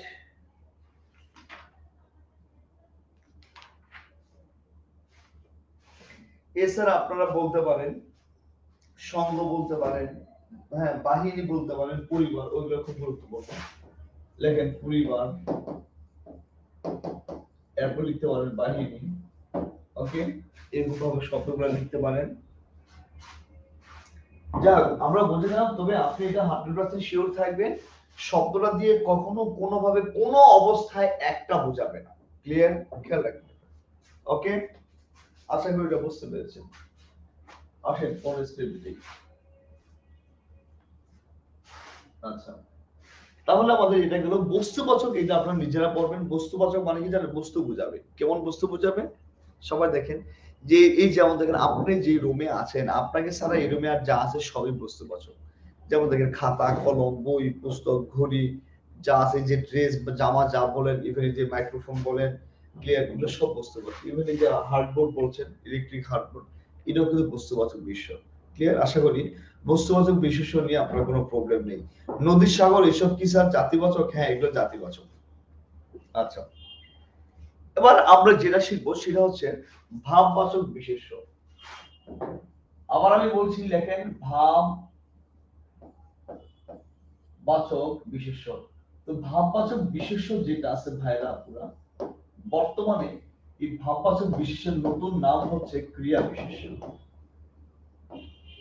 একই কথা, ভাববাচক বিশেষ্য মানে হচ্ছে বর্তমান ব্যাকরণে এটা ক্রিয়া বিশেষ্য। তো ক্রিয়া মানে কি বলেন? ক্রিয়া হচ্ছে কোনো কাজ করাকে ক্রিয়াপদ বলা হয়, কিন্তু এই ক্রিয়ার যদি কোনো নাম দেয়া যায়, আবার বলছি, এই ক্রিয়ার যদি কোনো নাম দেয়া যায় তবে সেই নামটি হবে ভাববাচক বিশেষ্য। কথা কি বুঝতে পারছেন সবাই? ওকে, আশা করি ক্লিয়ার এটা। ওকে, এবার আসেন যে জিনিসটা আমি আপনাকে এক্সপ্লেইন করতে চাচ্ছি, please try to realize and try to understand. আচ্ছা, আসেন আমি একটা ছক করলাম, সবাই একটু তাকান। ছক করলাম একটা, রাইট? আচ্ছা, এই ছকের এই পাশে একটা, এই পাশে একটা। ফার্স্ট যেটা আমরা করব, এই পাশে ধরে একটা লিখলাম ক্রিয়াপদ। এই ক্রিয়ার নাম যেটা আছে এটাই হচ্ছে কি বলতো? ক্রিয়া বিশেষ্য অথবা ভাববাচক বিশেষ্য আমরা যেটাকে বলি। যেমন দেখেন আমি বললাম সে যায়, মনে করি যায় কিন্তু ক্রিয়াপদ, কিন্তু যাওয়ার নামকে বলা হয় কি বলতো? গমন। গমন হবে কি? ক্রিয়া বিশেষ্য বা ভাববাচক বিশেষ্য। আমি বললাম দেখেন সে আসে, আসে কিন্তু ক্রিয়াপদ, আসার কাজের নামকে বলা হয় কি? আগমন। আগমন কি হবে? ভাববাচক বা ক্রিয়া বিশেষ্য হবে। এবার দেখেন আমি বললাম সে খায়, খায় কিন্তু ক্রিয়াপদ, খাওয়ার কাজের নামকে বলা হয় কি বলতো? ভোজন। ভোজন হচ্ছে কি বলতো? ক্রিয়া বিশেষ্য বা ভাববাচক বিশেষ্য। ক্লিয়ার? বানানগুলো আমার একটু প্রবলেম হয়ে যাচ্ছে। ইলেকট্রিক বোর্ড তো একটু লিখতে সমস্যা হয় আমার। তাই ইলেকট্রিক বোর্ড তেমন একটা ক্লাস নেই না আমি। তারপর যদি কোনো বানান বুঝতে না পারে আমার একটু জানাই। আচ্ছা, এবার দেখেন আমি বললাম সে দেখে।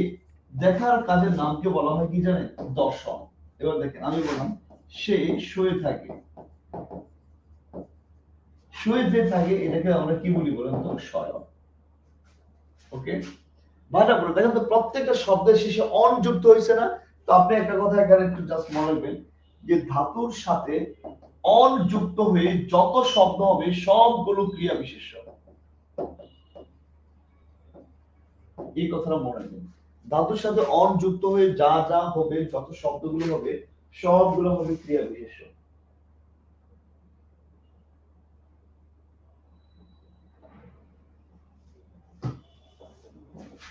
আমি নিশ্চয়ই আপনাদের বোঝাতে পেরেছি। আমি আবার বলি ধাতুর সাথে অন যুক্ত হয়ে যা যা আছে, যা যা হবে তার সবগুলো হবে কি বলে ক্রিয়া বিশেষ্য হবে। I think it's clear. Okay, clear এই অংশটা? আসেন পরের স্টেপে আমরা যাই। ক্লাস করে দিই তাহলে একটু নতুন করে আসবো। এখন আমরা যেটা শিখবো সেটা হচ্ছে গুণবাচক বিশেষ্য।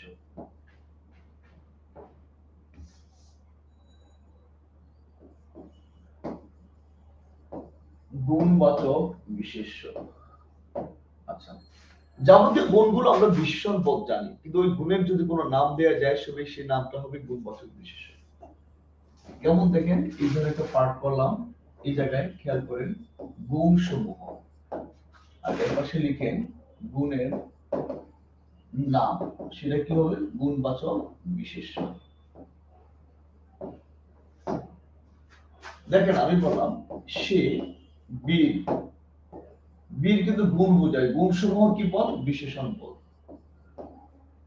তাহলে বিশেষণ পদ। বীরের গুণকে বলা হয় বীরত্ব। বীরত্ব হবে কি? গুণবাচক বিশেষ্য। দেখেন আমি বললাম সে তরুণ। তরুণ বিশেষণ পদ। তরুণের গুণের নাম কি বলেন তো? তারুণ্য। তারুণ্য গুণবাচক বিশেষ্য। আমি বললাম সে যুবক। যুবক বিশেষণ পদ। ক্লিয়ার?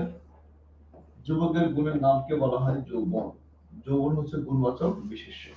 ক্লিয়ার? আমার মনে হয় আপনারা এই জিনিসগুলো ধরতে পারছেন। ওকে, তো প্যাটার্ন বা ম্যাটারটা হচ্ছে জাস্ট এই। ওকে, আচ্ছা, আমি এখন বললাম দেখেন সে সুন্দর। বিশেষণ পদ। সুন্দরের গুণের নাম হচ্ছে সৌন্দর্য। তো সৌন্দর্য, যৌবন এগুলো কি হবে বলতো? গুণবাচক বিশেষ্য। লিখেন সবাই খাতায়, দ্রুত লিখেন।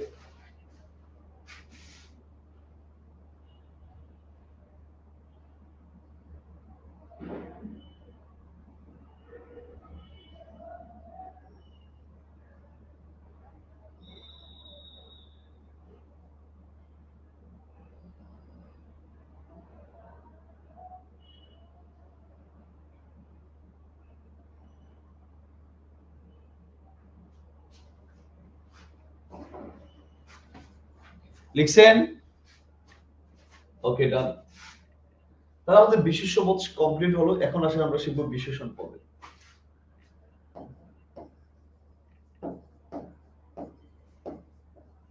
আচ্ছা, বিশেষণ কি বলতো? বিশেষণ হচ্ছে বিশেষের দোষ, গুণ, অবস্থা, সংখ্যা, পরিমাপ বা পরিমাণ, এই জিনিসগুলো বোঝাবে। ক্লিয়ার? আমি আবার বলছি,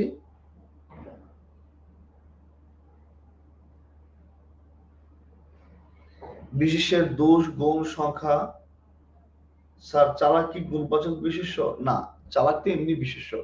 বিশেষণ, এটা বিশেষ্য না।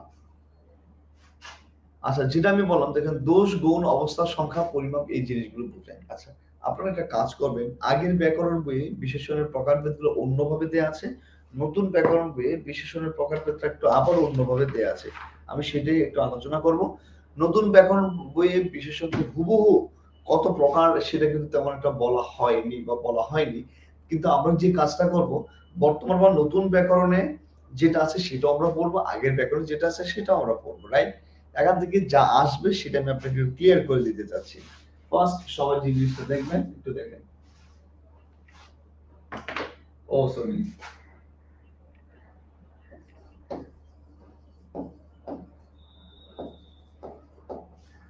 আচ্ছা ফার্স্ট যেটা আমরা শিখবো দেখেন, এখানে এক নম্বর যেটা সেটা হচ্ছে বর্ণবাচক।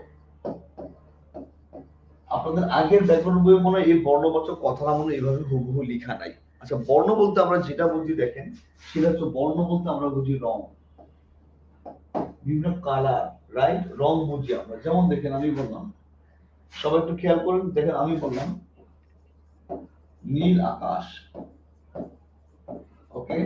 নীল কিন্তু একটা রং বোঝায়, তাহলে এটা কি হবে? বর্ণবাচক হবে। আমি বললাম সবুজ মাঠ, সবুজ কিন্তু একটা রং বোঝায়, রাইট? তাহলে এটা কি হবে?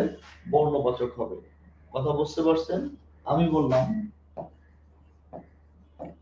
লাল ফিতা, লাল কিন্তু একটা কি বোঝায়? বর্ণ বা রং বোঝায়, অতএব এটা কি হবে বলুন তো? বর্ণবাচক বিশেষণ পদ হবে। আমি নিশ্চয়ই এটা বোঝাতে পারছি আপনাকে। ক্লিয়ার? আশা করি এটা ক্লিয়ার। সবাই একটু লেখেন দ্রুত।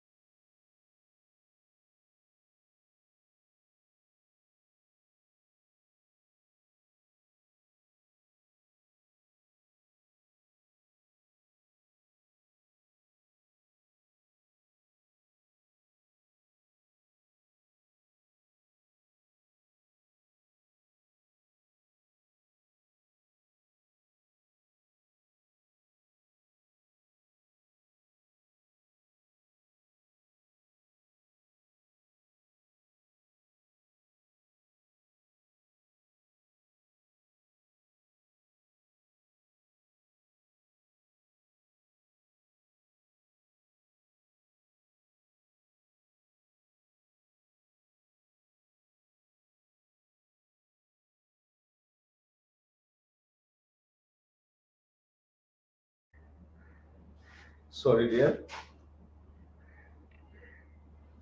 গুণ দুইটা হয়, ওকে? একটা হচ্ছে কি ভালো গুণ, আর একটা হচ্ছে কি বলুন তো মন্দ গুণ। ক্লিয়ার? আমি আবার বলছি, গুণ দুইটা হবে, ভালো গুণও গুণ, মন্দ গুণও কিন্তু গুণ। এখন আসেন গুণবাচক বিশেষ্য, সরি বিশেষণ যেটা আছে, রাইট? একটু আগে একজন আমাকে বলছিল যে আমি বললাম দেখেন, আমি বললাম চালাক ছেলে, তাহলে চালাকটা এই ছেলের একটা গুণ, তাহলে এটা গুণবাচক বিশেষণ হবে। ক্লিয়ার? এখন দেখেন আমি বললাম খারাপ বন্ধু, দেখছেন এটা মন্দ গুণ কিন্তু, রাইট? তাহলে এটাও কি বলতো? গুণবাচক বিশেষণ। Okay fine. এখন দেখেন আমি বললাম দক্ষ কারিগর, ওকে? এই দক্ষ যেটা সেটা কিন্তু গুণবাচক বিশেষণ। দেখেন ক্লিয়ার কিনা সবাই তো? ওকে আমি আবার বলছি, যখন এভাবে বলা হবে তখন কিন্তু এটা হবে গুণবাচক বিশেষ্য, সরি বিশেষণ। ক্লিয়ার? এই যেটা আছে এগুলো একটু চেক করে নেবেন। আর এখন যেটা আমি লিখবো এটা সবচেয়ে বেশি গুরুত্বপূর্ণ, সবচেয়ে বেশি গুরুত্বপূর্ণ। আচ্ছা যেটা এখন আমরা পড়বো সেটা হচ্ছে অবস্থাবাচক বিশেষণ। লিখেন অবস্থাবাচক বিশেষণ। অবস্থা মানে কি জানেন তো? সিচুয়েশন বোঝাবে, রাইট? আপনি এই মুহূর্তে কি আছেন বা এই মুহূর্তে জিনিসটা কি হচ্ছে, এটাই হচ্ছে অবস্থাবাচক বিশেষণ। ওকে দেখেন আমি এভাবে বললাম চলন্ত গাড়ি, তাহলে চলন্ত। আমি আবার বলি অবস্থা যেটা আছে কি এই মুহূর্তে সে কি করছে, কি অবস্থায় আছে, এটা অবস্থা। চলন্ত গাড়ি, তাহলে গাড়ির অবস্থা হচ্ছে ক্লিয়ার? এটা একটু সবাই খেয়াল রাখবেন অবস্থাবাচক। আমি দেখেন এইভাবে বললাম তাজা শাকসবজি, ওকে? তাহলে তাজা যেটা আছে এটা কি বলেন তো? অবস্থাবাচক বিশেষণ হবে, রাইট? আমি এভাবে বললাম দেখেন তরল পদার্থ, তাহলে তরল কি বলতো? অবস্থাবাচক বিশেষণ বোঝাবে। দেখেন ক্লিয়ার কিনা?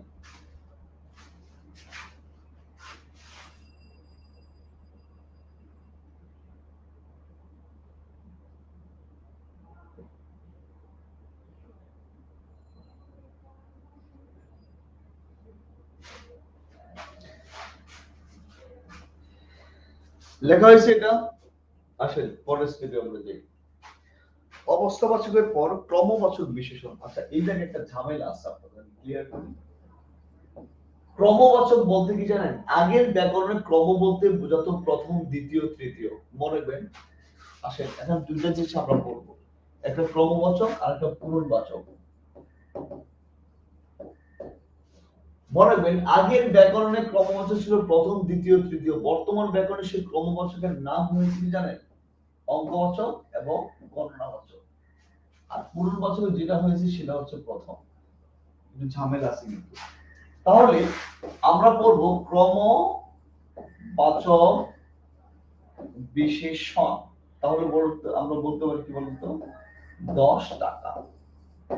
এই 10 যেটা সেটা ক্রমবাচক বিশেষণ। ক্লিয়ার? আচ্ছা আমি বললাম প্রথম শ্রেণী, প্রথম যেটা ছিল পুনর্বাচক বিশেষণ। সবাই কি বুঝতে পারছেন? আচ্ছা ঠান্ডা পানি, একজন বলছে ঠান্ডা পানি। আচ্ছা ভাইয়া ঠান্ডা পানি যেটা আছে এটা কিন্তু পানির একটা, আবার বলছি পানির একটা গুণ বোঝায়। এখন ব্যাকরণে এটাকে গুণ হিসেবে দেয়া হয়েছে। ওকে, এটা কিন্তু অবস্থাও হয়, ক্লিয়ার, বাট গুণ হিসেবে দেয়া অবস্থা কেন হবে না সেটাই হয়তো আপনার প্রশ্ন করছেন। আমার তো সেম প্রশ্ন, এখন বইয়ে দেয়া হয়েছে, সো এটা যেটা দেয়া আছে সেটাই আপনি পড়েন। হ্যাঁ, ঠান্ডা পানি, গরম পানি, এগুলো না পানির গুণ হিসেবে অ্যাড করা হয়েছে, এগুলো না পানির অবস্থা প্রকাশ করা হয়নি। ক্লিয়ার? এই জন্য মনে হয় যে আর এটা গুণ কেন আমি আপনাকে জাস্ট বলে দিই, এটা গুণটা হচ্ছে যে ঠান্ডা পানিটা কিন্তু প্রসেস করে কিন্তু পানিটাকে গরম করা হয়, সে কিন্তু স্বাভাবিকভাবে কিন্তু অবস্থাবাচক কি জানেন আমি বলে দিই, অবস্থাবাচক হচ্ছে সে স্বাভাবিকভাবে ওইটাই থাকবে। ক্লিয়ার? আচ্ছা আর কোন একটা জিনিস স্বাভাবিকভাবে পানি কিন্তু নরমালি থাকে, নরমাল তাপমাত্রায় থাকে। যখন তাকে গরম করা হয় বা ঠান্ডা করা হয় তখন কিন্তু তার স্বাভাবিক গতিতে, যেমন তাজা শাকসবজি, শাকসবজি স্বাভাবিকভাবে তাজাই থাকে। ক্লিয়ার? হ্যাঁ, এখন দেখেন এই শাকসবজিকে যদি আপনি সিদ্ধ করেন, সিদ্ধ শাকসবজি, তখন কিন্তু এটা গুণবাচক হয়ে যাবে। ব্যাপারটা অনেকটা এরকম। ক্লিয়ার? ক্রম আর পূরণ আমার মনে হয় আপনি এটা বুঝতে পেরেছেন, তাই আবার বলে দিচ্ছি, ক্রমবাচক হচ্ছে 1 2 3 4 যেগুলো আছে। ওকে, আচ্ছা যেমন 10 টাকা। আর পুনর্বাচক হচ্ছে প্রথম, দ্বিতীয়, তৃতীয় যেগুলো আছে, যেমন প্রথম শ্রেণী। ওকে, একটু দেখে নেবেন, আমি একটু শর্ট করে দেখাচ্ছি কারণ লং করে দেখাতে গেলে আমার সময় হবে না, এখানে অনেকগুলো দেয়া আছে। এরপর দেখেন যেটা আমরা পড়বো পরিমাণবাচক আর একটা উপাদানবাচক। দেখেন আসলে দুইটা আমরা পড়বো। আমি লিখলাম পরিমাণ, কি লিখলাম এটা, আমি লিখলাম দেখেন পরিমাণবাচক, আর একটা হচ্ছে দেখেন লিখলাম উপাদানবাচক।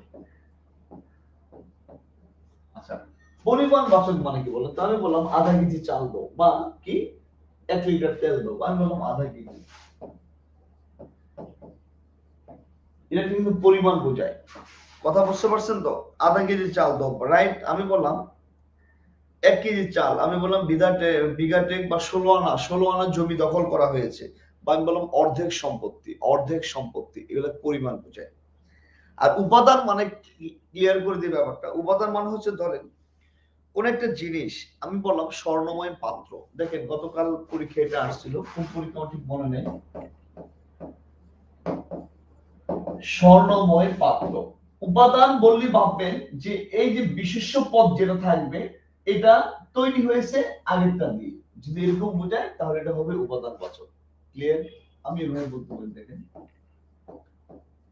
পাথরের মূর্তি, তাহলে এই মূর্তিটা তৈরি হয়েছে এটা দিয়ে। ক্লিয়ার? এরকম একটা মিনিং কিন্তু থাকবে এখানে। ওকে, আচ্ছা দেখেন আমি বললাম ওকে মেটে কলসি, তাহলে এই কলসিটা তৈরি হয়েছে কি মেট এবং মাটি দিয়ে। ওকে, জাস্ট সেম জিনিস, আশা করি এটা বুঝতে পেরেছেন। এখানে আরেকটা জিনিস আপনাকে আমি পড়াবো যেটা, সেটা হচ্ছে দেখেন বিধেয় বিশেষণ। আমি আবার বলি দেখেন বিধেয় বিশেষণ, মনে রাখবেন বিধেয় বিশেষণ জিনিসটা কি, আসা আমরা শিখি, এটা আরো সহজ। যেমন বিশেষ্যের, আমি আবার বলি দেখেন বিশেষ্যের পরের বিশেষণকে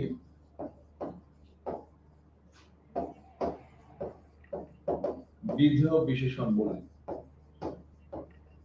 ওকে, যেমন দেখেন আমি বললাম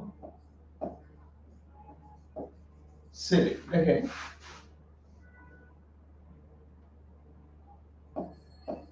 আমি বললাম ছেলে, ওকে, সবাইকে খেয়াল করেন। এবার দেখেন আমি বললাম ভালো ছেলে, ভালো কিন্তু আগে আছে, কিন্তু যদি আমি কথাটাকে চেঞ্জ করে এভাবে বলি, সবাইকে খেয়াল করেন, যদি আমি কথাটাকে চেঞ্জ করে এভাবে বলি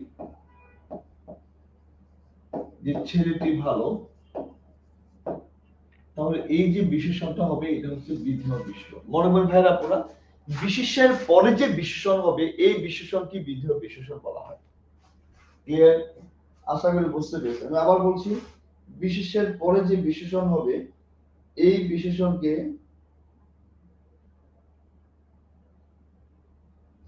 আবার বলছি এই বিশেষণকে বলা হবে বিধেয় বিশেষণ। ওকে, খেয়াল রাখবেন সবাই। আবার বলে দিচ্ছি, বিশেষের পরের যে বিশেষণ আছে সেই বিশেষণকে বলা হবে বিধেয় বিশেষণ। ওকে, আর বিধেয় বিশেষণ নিয়ে অনেক পড়াও আছে।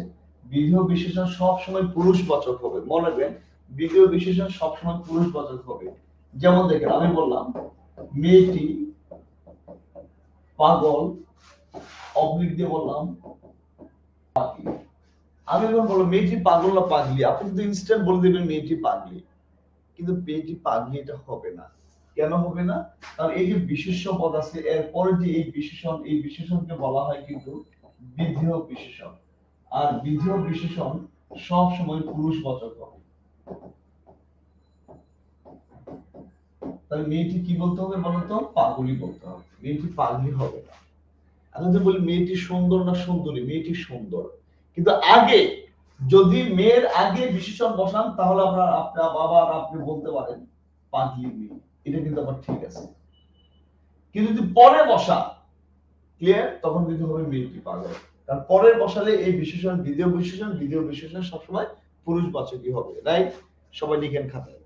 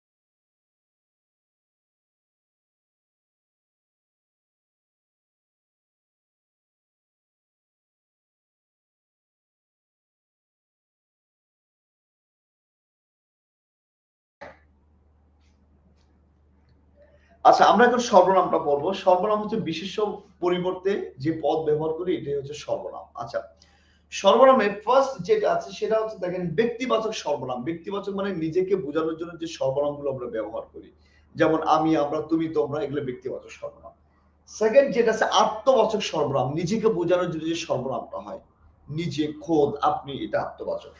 নির্দেশক, কাউকে নির্দিষ্ট করে বোঝানোর জন্য, যেমন কি এই, এরা, ইনি, এই এই ব্যক্তিটি আমার প্রয়োজন, রাইট? এই ব্যক্তিটি আমার প্রয়োজন, তাহলে নির্দিষ্ট করে বললাম। অনির্দিষ্ট, হ্যাঁ, কোথাও কেউ নেই, কোথাও স্পেসিফিক করে বলা হয় নাই। প্রশ্নবাচক সর্বনাম, এটা তো আপনারা অবশ্যই পারবেন। এখানে একটা জিনিস আমি আপনাকে বলে দিই, প্রশ্নবাচক সর্বনামটাকে ক্লিয়ার করে দেখেন। একটা আছে ক রস্বইকার, একটা আছে ক দীর্ঘইকার। এই রস্বইকার যেটা আছে, কোন একটা উত্তর যদি হ্যাঁ অথবা না হয়, ক্লিয়ার, তাহলে এটা আমরা লিখবো কি, এবং এই কি হচ্ছে একটা অব্যয়। যদি উত্তর কোন নাম হয়, না বা যে উত্তর পাওয়া যায় অর্থাৎ হা বা না, এটা সারা অন্য কোনো উত্তর পাওয়া যায়, বললাম তোমার নাম কি, একটা কিছু বলবে না, হা বা না বলবেন। আপনাকে যদি প্রশ্ন করি তোমার নাম কি, আপনি কি বলবেন হা না?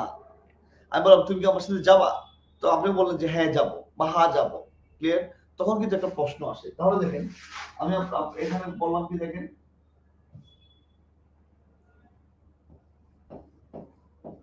তুমি কি কি আমার সাথে যাবে, তো আপনি তখন বলবেন কি বলেন তো, হ্যাঁ যাবো বা না যাবো না। তাহলে হ্যাঁ বা না যখন হবে তখন এই কি হবে, এই কিটা হচ্ছে অব্যয়। ক্লিয়ার? আচ্ছা, এখন আমি বললাম তোমার নাম কি অথবা কি, কোনটা হবে, রাইট? তো দেখেন উত্তর যখন হা বা না হবে তখন কর অস্বীকার হবে। উত্তর যখন কোনো কিছু একটা পাবো, উত্তর পাবো, তখন যেটা আছে সেটা পদ দীর্ঘকার হবে এবং এই পদ দীর্ঘটা হচ্ছে সর্বনাম। তাহলে আমরা কি বলবো, তোমার নাম কি, এখানে একটা কি আছে, যেমন নামে তো পড়তে পারি না, স্বর্ণালী, রাইট? তাহলে আমি এইভাবে বলতে পারি, ওকে? যদি বলা হলো তোমার নাম কি, দেন আপনি উত্তর দিলেন স্বর্ণালী, এটা আছে, রাইট? তখন এটা হবে কি বলতো, এইটা কি বলা হয় কি জানেন, প্রশ্নবাচক সর্বনাম। সাপেক্ষ সর্বনাম এটা আপনারা জানেন, যারা তারা যিনি তিনি যে সে, রাইট? একটা সাপেক্ষে আরেকটা ব্যবহার করা হয়, এটা হচ্ছে কি বলতো সাপেক্ষ সর্বনাম। সর্বনাম আপনারা পারবেন, সর্বনামের সমস্যা নেই। অব্যয় পদ আপনাদের পড়ানো শেষ, এখন লাস্ট যেটা পড়াবো সেটা হচ্ছে ক্রিয়াপদ। সবাই খাতায় লিখেন ক্রিয়াপদ, লেখের খাতায় ক্রিয়াপদ। আচ্ছা, ক্রিয়াপদের ক্ষেত্রে সবার আগে যেটা আপনি মনে রাখতে হবে সেটা হচ্ছে যে, এটা মনে রাখবেন লিখের খাতায়, যে পদ দিয়ে কোনো কাজ করা বোঝায়।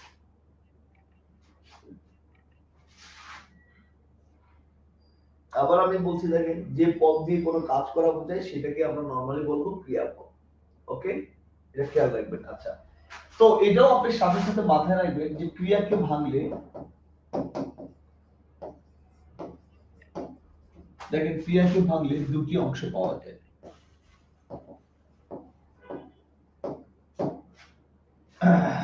লেখেন ক্রিয়াকে ভাঙলে দুটি অংশ পাওয়া যায়।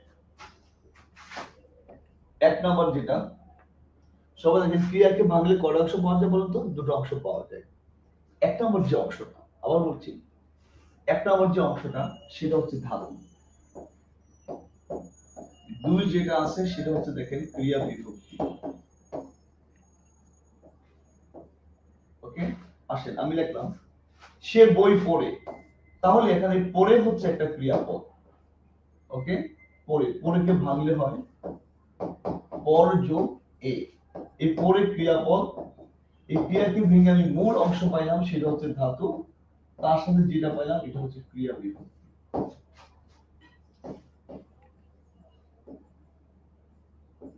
ওকে? তাহলে ধাতু আর ক্রিয়া বিভক্তি যেটা আছে, ক্রিয়া, এটাকে আমরা কি বলবো বলতো? এটা হচ্ছে কি বলতো, ক্রিয়াকে ভেঙে আমরা পেয়েছি একটা,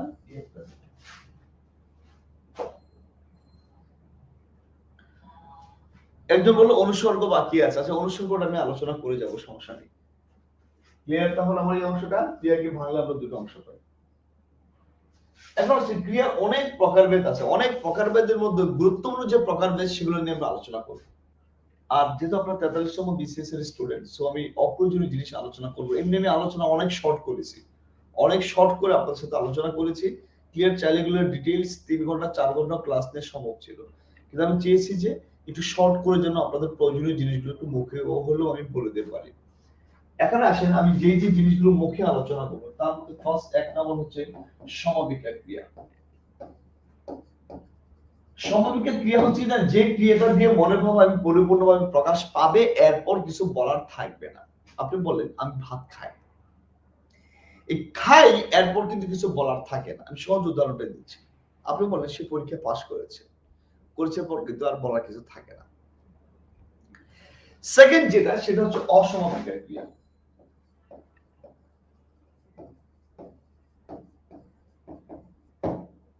রাইট? অস্বাভাবিক ক্রিয়া। তো অস্বাভাবিক ক্রিয়া কোনটা বলেন তো, যে ক্রিয়াতে মনোভাব পরিপূর্ণভাবে প্রকাশ পায় না। ক্লিয়ার? এটা হচ্ছে কি বলেন তো অস্বাভাবিক ক্রিয়া।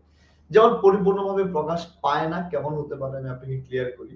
আপনি এইভাবে কিন্তু বললেন ব্যাপারটা যে কি আমি বাড়ি গিয়ে, তো গিয়ে যেটা আছে পরিপূর্ণভাবে প্রকাশ পাইলো না, এটা হচ্ছে অসমাপিক ক্রিয়া। আমার মনে হয় এগুলো আপনারা যারা যারা অন্তত বিশেষ লেভেলের পরীক্ষা দিচ্ছেন তারা জানেন।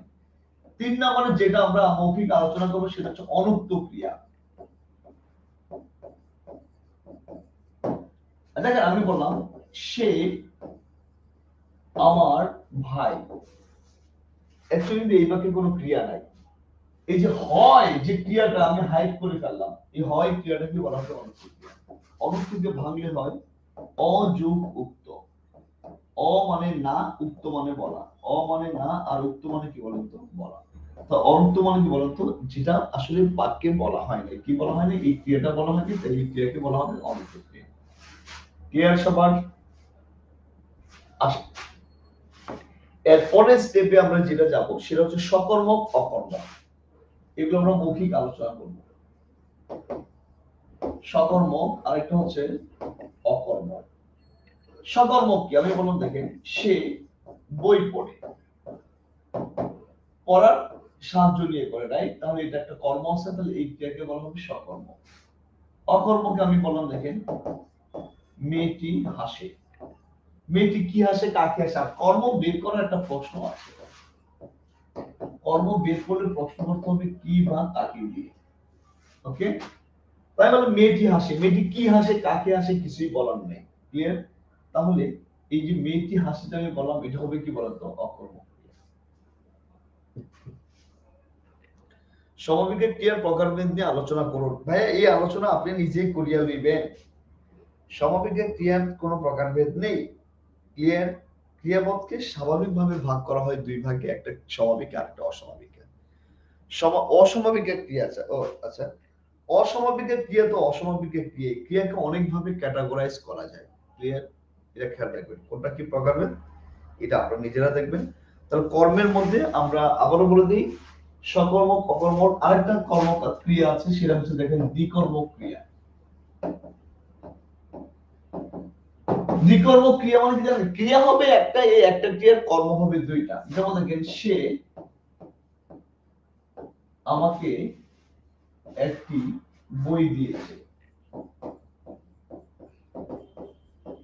আচ্ছা, তো দিয়েছে ক্রিয়া একটা, কি দিয়েছে? বই দিয়েছে। কাকে দিয়েছে? আমাকে দিয়েছে। তার কর্ম হচ্ছে একটা, কর্ম হচ্ছে দুইটা। একটা ক্রিয়ার যখন দুইটা কর্ম হবে, এটাকে বলা হবে দ্বিকর্মক ক্রিয়া। ক্লিয়ার? এগুলো ভাইয়েরা পুরো পরীক্ষায় আসে না, যা আসে তা এখন আমি বলাবো। আসে যেটা নিয়ে এখন আলোচনা করবো, পরীক্ষায় যা আসলেই আসে এবং আসবে, সে হচ্ছে ফার্স্ট লিখেন যৌগিক ক্রিয়া। খাতায় লিখেন সবাই, যৌগিক ক্রিয়া।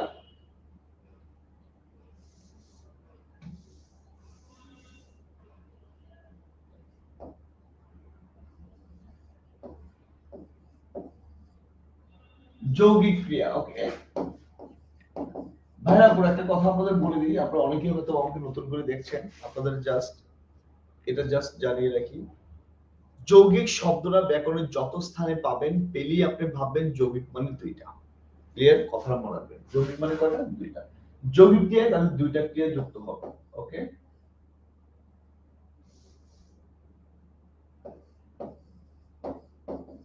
তাহলে যৌগিক ক্রিয়া সমান দিয়ে লিখেন অসমবিকের ক্রিয়া প্লাস সমবিকের ক্রিয়া। ওকে, প্রথমটা হবে অসমবিকা, পরেরটা হবে সমবিকা। আমি আবার বলি, যৌগিক ক্রিয়া বললেই আপনি ভাববেন দুইটা ক্রিয়া হবে, প্রথমটা অসমবিকা, পরেরটা সমবিকা। ওকে, খেয়াল রাখবেন, এগুলো কঠিন কোনো জিনিস না, জাস্ট দেখলে আপনাদের ব্যাপারটা ক্লিয়ার হয়ে যাবে। যেমন দেখলে আমি বললাম, ঘটনাটি শোনে, তাহলে এটা হচ্ছে অসমবিকের ক্রিয়া। ওকে, আচ্ছা, রাখো, এটা হচ্ছে সমবিকের ক্রিয়া। তাহলে এই শুনে রাখো একসাথে হবে কি জানেন? যৌগিক ক্রিয়া। ওকে, যেমন দেখেন আমি বললাম, আপনি এইভাবে বললেন যে আমি বই পড়ে, অসমবিকের ক্রিয়া, ঘুমাবো, সমবিকের ক্রিয়া, একসাথে হবে কি বলেন তো? যৌগিক ক্রিয়া। ওকে, দেন আমি এইভাবে বললাম দেখেন, সাইরেন বেজে উঠলো। বেজে যেটা আছে খেয়াল করেন, বেজে যেটা আছে এটা অসমবিকের ক্রিয়া, উঠলো যেটা আছে সমবিকের ক্রিয়া, দুইটা একত্রে হবে কি বলেন তো? যৌগিক ক্রিয়া। ক্লিয়ার সবার? আশা করি যৌগিক ক্রিয়াটা বুঝতে পেরেছেন।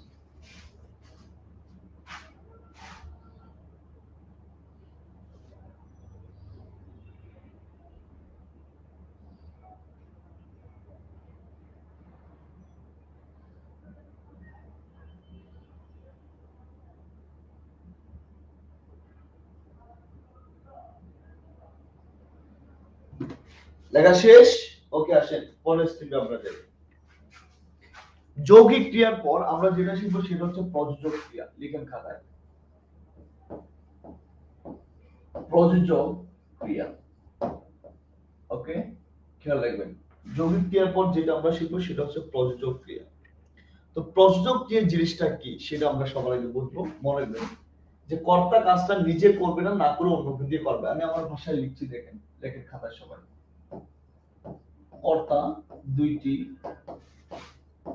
লেখেন ক্রিয়া একটি, দাঁড়িয়ে দেন, দিয়ে লেখেন এই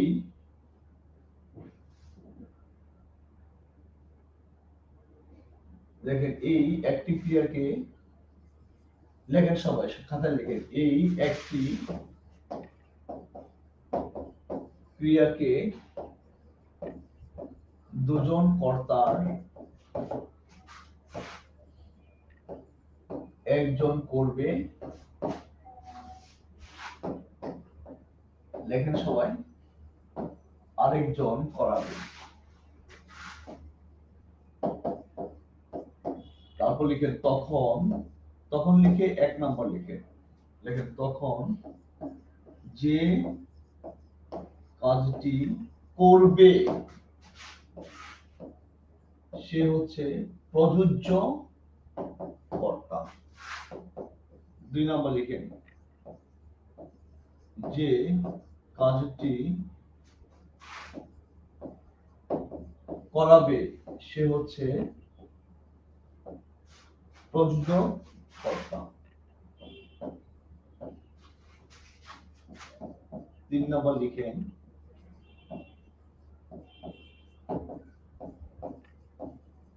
ক্রিয়াটিকে বলা হবে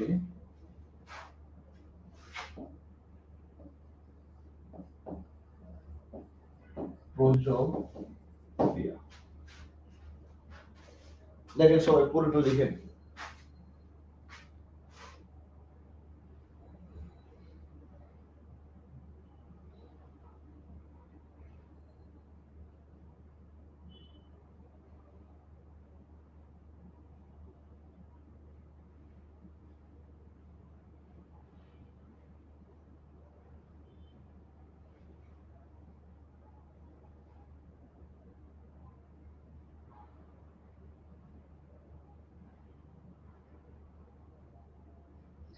লেখা শেষ করেন।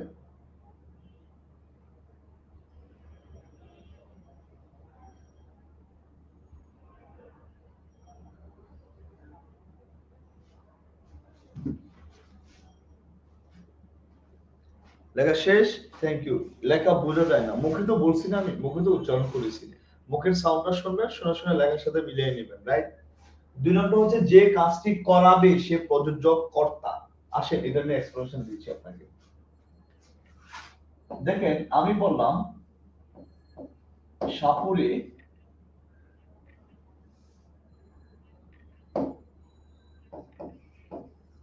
সাপুরে সাপ খেলায়।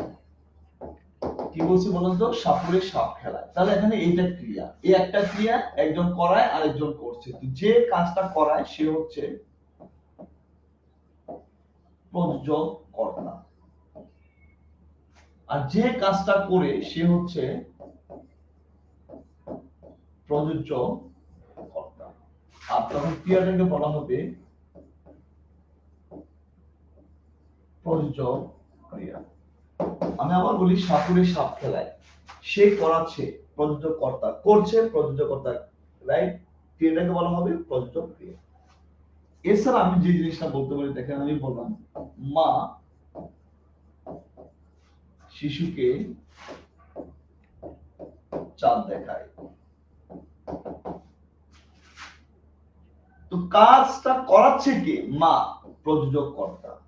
করছে কে? শিশু, প্রযোজক কর্তা। দেখায় কি হবে? প্রযোজক ক্রিয়া।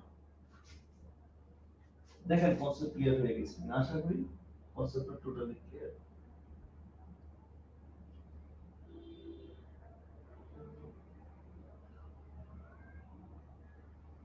ক্লিয়ার এটা? একটু আমাকে জানান যে ক্লিয়ার কিনা।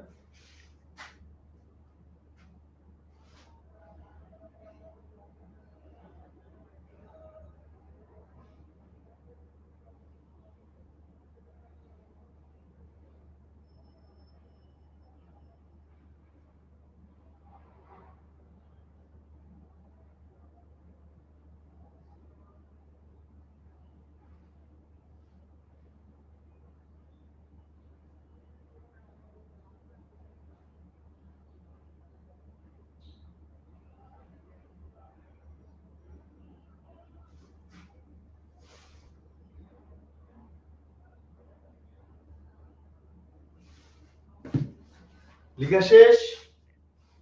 ওকে, ডান। এরপর আসেন আমরা যেটা নিয়ে আলোচনা করবো সেটা হচ্ছে লিখেন খাতায় নাম ধাতুর ক্রিয়া। লেখেন নাম ধাতুর ক্রিয়া। আচ্ছা, তাহলে খেয়াল করেন ক্রিয়ার মূল ধাতু, এই ধাতুর একটা নাম হবে। উত্তর কিন্তু এখানেই আছে, সবাই দেখেন ক্রিয়ার মূল ধাতু, ধাতু একটা কি হবে? নাম হবে। যেমন দেখেন আমি এইভাবে বললাম, রাজশাহীতে প্রচুর আম ফলেছে। ক্রিয়া হচ্ছে কি বলতো? ফলেছে, এটা একটা ক্রিয়া। ফলেছের মূল অংশ কি বলতো? ফল। ফল কিন্তু একটা কি বলেন? নাম। আবার ফল একটা কি বলতো? ধাতু। তো ভাইরা আপনারা যেটা আপনারা মনে রাখবেন, ক্রিয়ার মূল যখন একটা নাম হবে, ক্রিয়ার মূল ধাতুরা যখন একটা নাম হবে, তখন এই ক্রিয়াটাকে বলা হবে নাম ধাতুর ক্রিয়া। আশা করি এক উদাহরণ ক্রিয়া।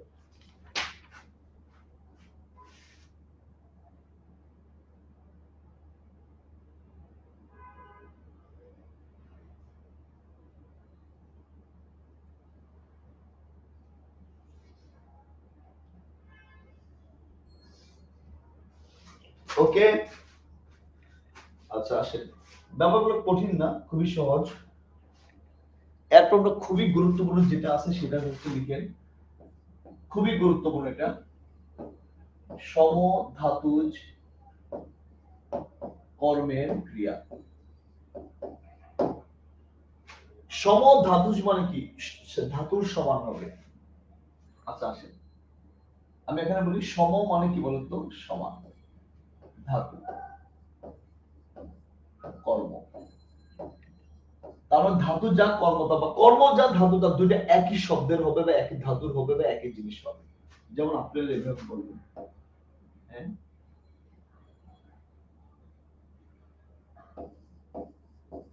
আর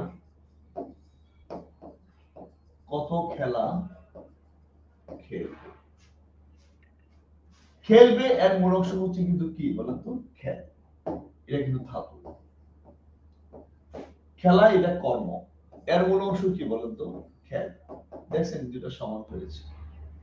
আবার বলছি, যখন এইটা এইটা দুটো সেম হবে, তখন এই ক্রিয়াটাকে বলা হবে কি জানেন? সমধাতুজ কর্মের ক্রিয়া। অর্থাৎ সমধাতুজ মানে এইটার মূল অংশ যে ধাতুটা আছে, এটা কর্মের কি হলো? সমান হলো, সেম জিনিস হলো। আপনি এভাবে বলেন, বেশ এক ঘুম ঘুমিয়েছি। ওকে, ঘুমিয়েছি এর মূল অংশ কিন্তু ঘুম, আর ঘুম তো আছে একটা, রাইট? এর মূল অংশ কি বলেন তো? ঘুম। দুইটা কি হলো বলেন তো? সমান হলো, তখন এই ক্রিয়াটাকে বলা হবে সমধাতুজ কর্মের ক্রিয়া। I think it's very clear. Okay.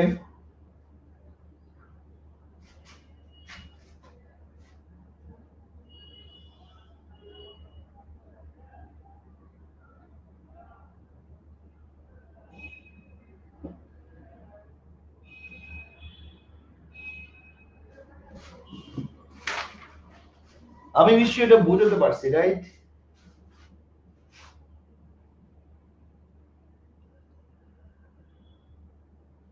ওকে, আসেন তাহলে এই অংশটা আমাদের গেল। এবার আসেন অনুসর্গ নিয়ে একটু হালকা আলোচনা করি যে আপনাদের।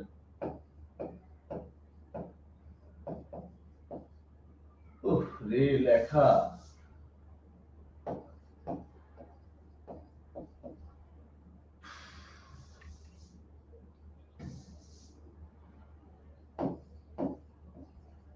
অনুসর্গ।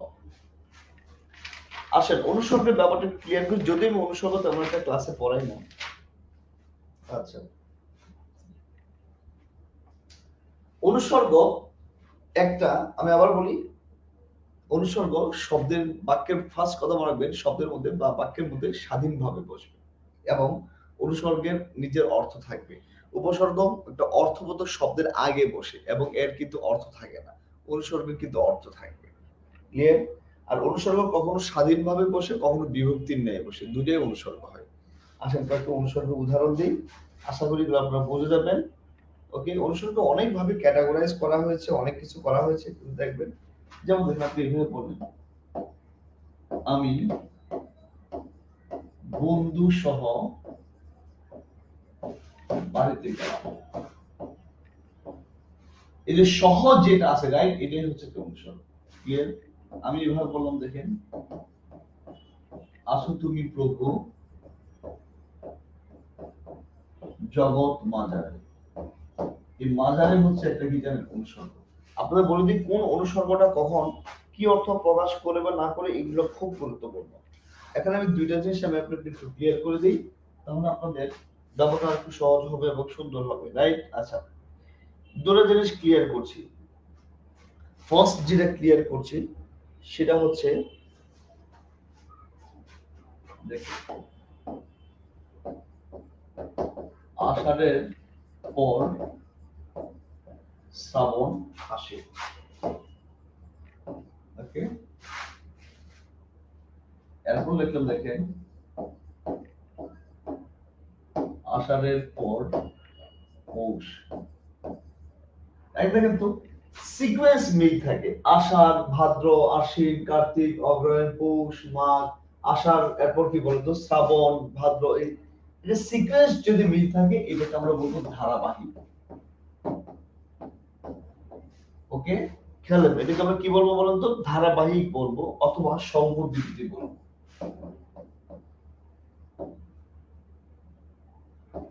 স্বল্পবিরতি। তো যখন এটা সিকোয়েন্স মিল থাকবে না, মাঝখানে একটা লম্বা গ্যাপ থাকবে, তখন এটাকে আমরা বলবো দীর্ঘ বিরতি।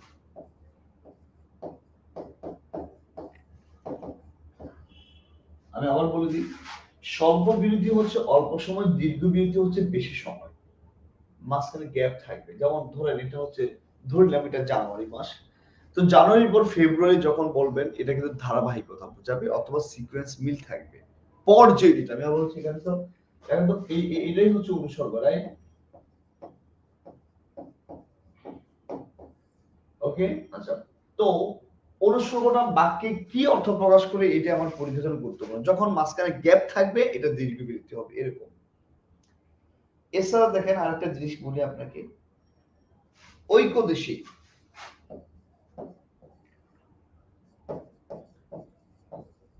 যেমন আমি বললাম ঐকদেশী কি, দেখেন, এই অঞ্চলের মাঝে পুকুর ভরা মাছ ছিল। ঐকদেশী মানে কোনো এক সময়, এরকম একটা ব্যাপার। আচ্ছা, ব্যক্তি যেমন, এটা অলরেডি বলাই হলো, রাইট, রাইট, এটা পারবেন। যেমন একটা কথা বললাম, সন্ধ্যা অবধি অপেক্ষা করব, তাহলে এখানে অবধি, অবধি মানে পর্যন্ত, রাইট? আবার খেয়াল রাখবেন, অবধি মানে কি বলেন তো? পর্যন্ত। এটা এই পর্যন্ত অর্থ প্রকাশ করে। এরকম আপনারা কাজ করবেন, বিগত বছরের যে শব্দগুলো আছে এগুলো একটু জাস্ট ক্লিয়ার করবেন, একটু দেখবেন, দেখলে হয়ে যাবে, রাইট? আমি যতটা সম্ভব শর্টকাট করে আলোচনা করার চেষ্টা করলাম। তো আমি ক্লাস এখানে শেষ করছি। আপনারা যে বা যারা আছেন, আশা করি পরের ক্লাসে দেখা হবে, এবং পড়াগুলো যদি কেউ ভালোভাবে না বুঝে থাকেন, নতুন করে ক্লাসটা রিপিট করবেন, অথবা নেক্সট ক্লাসে আপনার প্রশ্নটা সংগ্রহ করে রাখবেন, রাখলে আমি আপনাকে নতুন করে এই প্রশ্নের ব্যাপারে একটা ডিসকাশন করে দেওয়ার চেষ্টা করব। সবাই ভালো থাকবেন। আসসালামু আলাইকুম।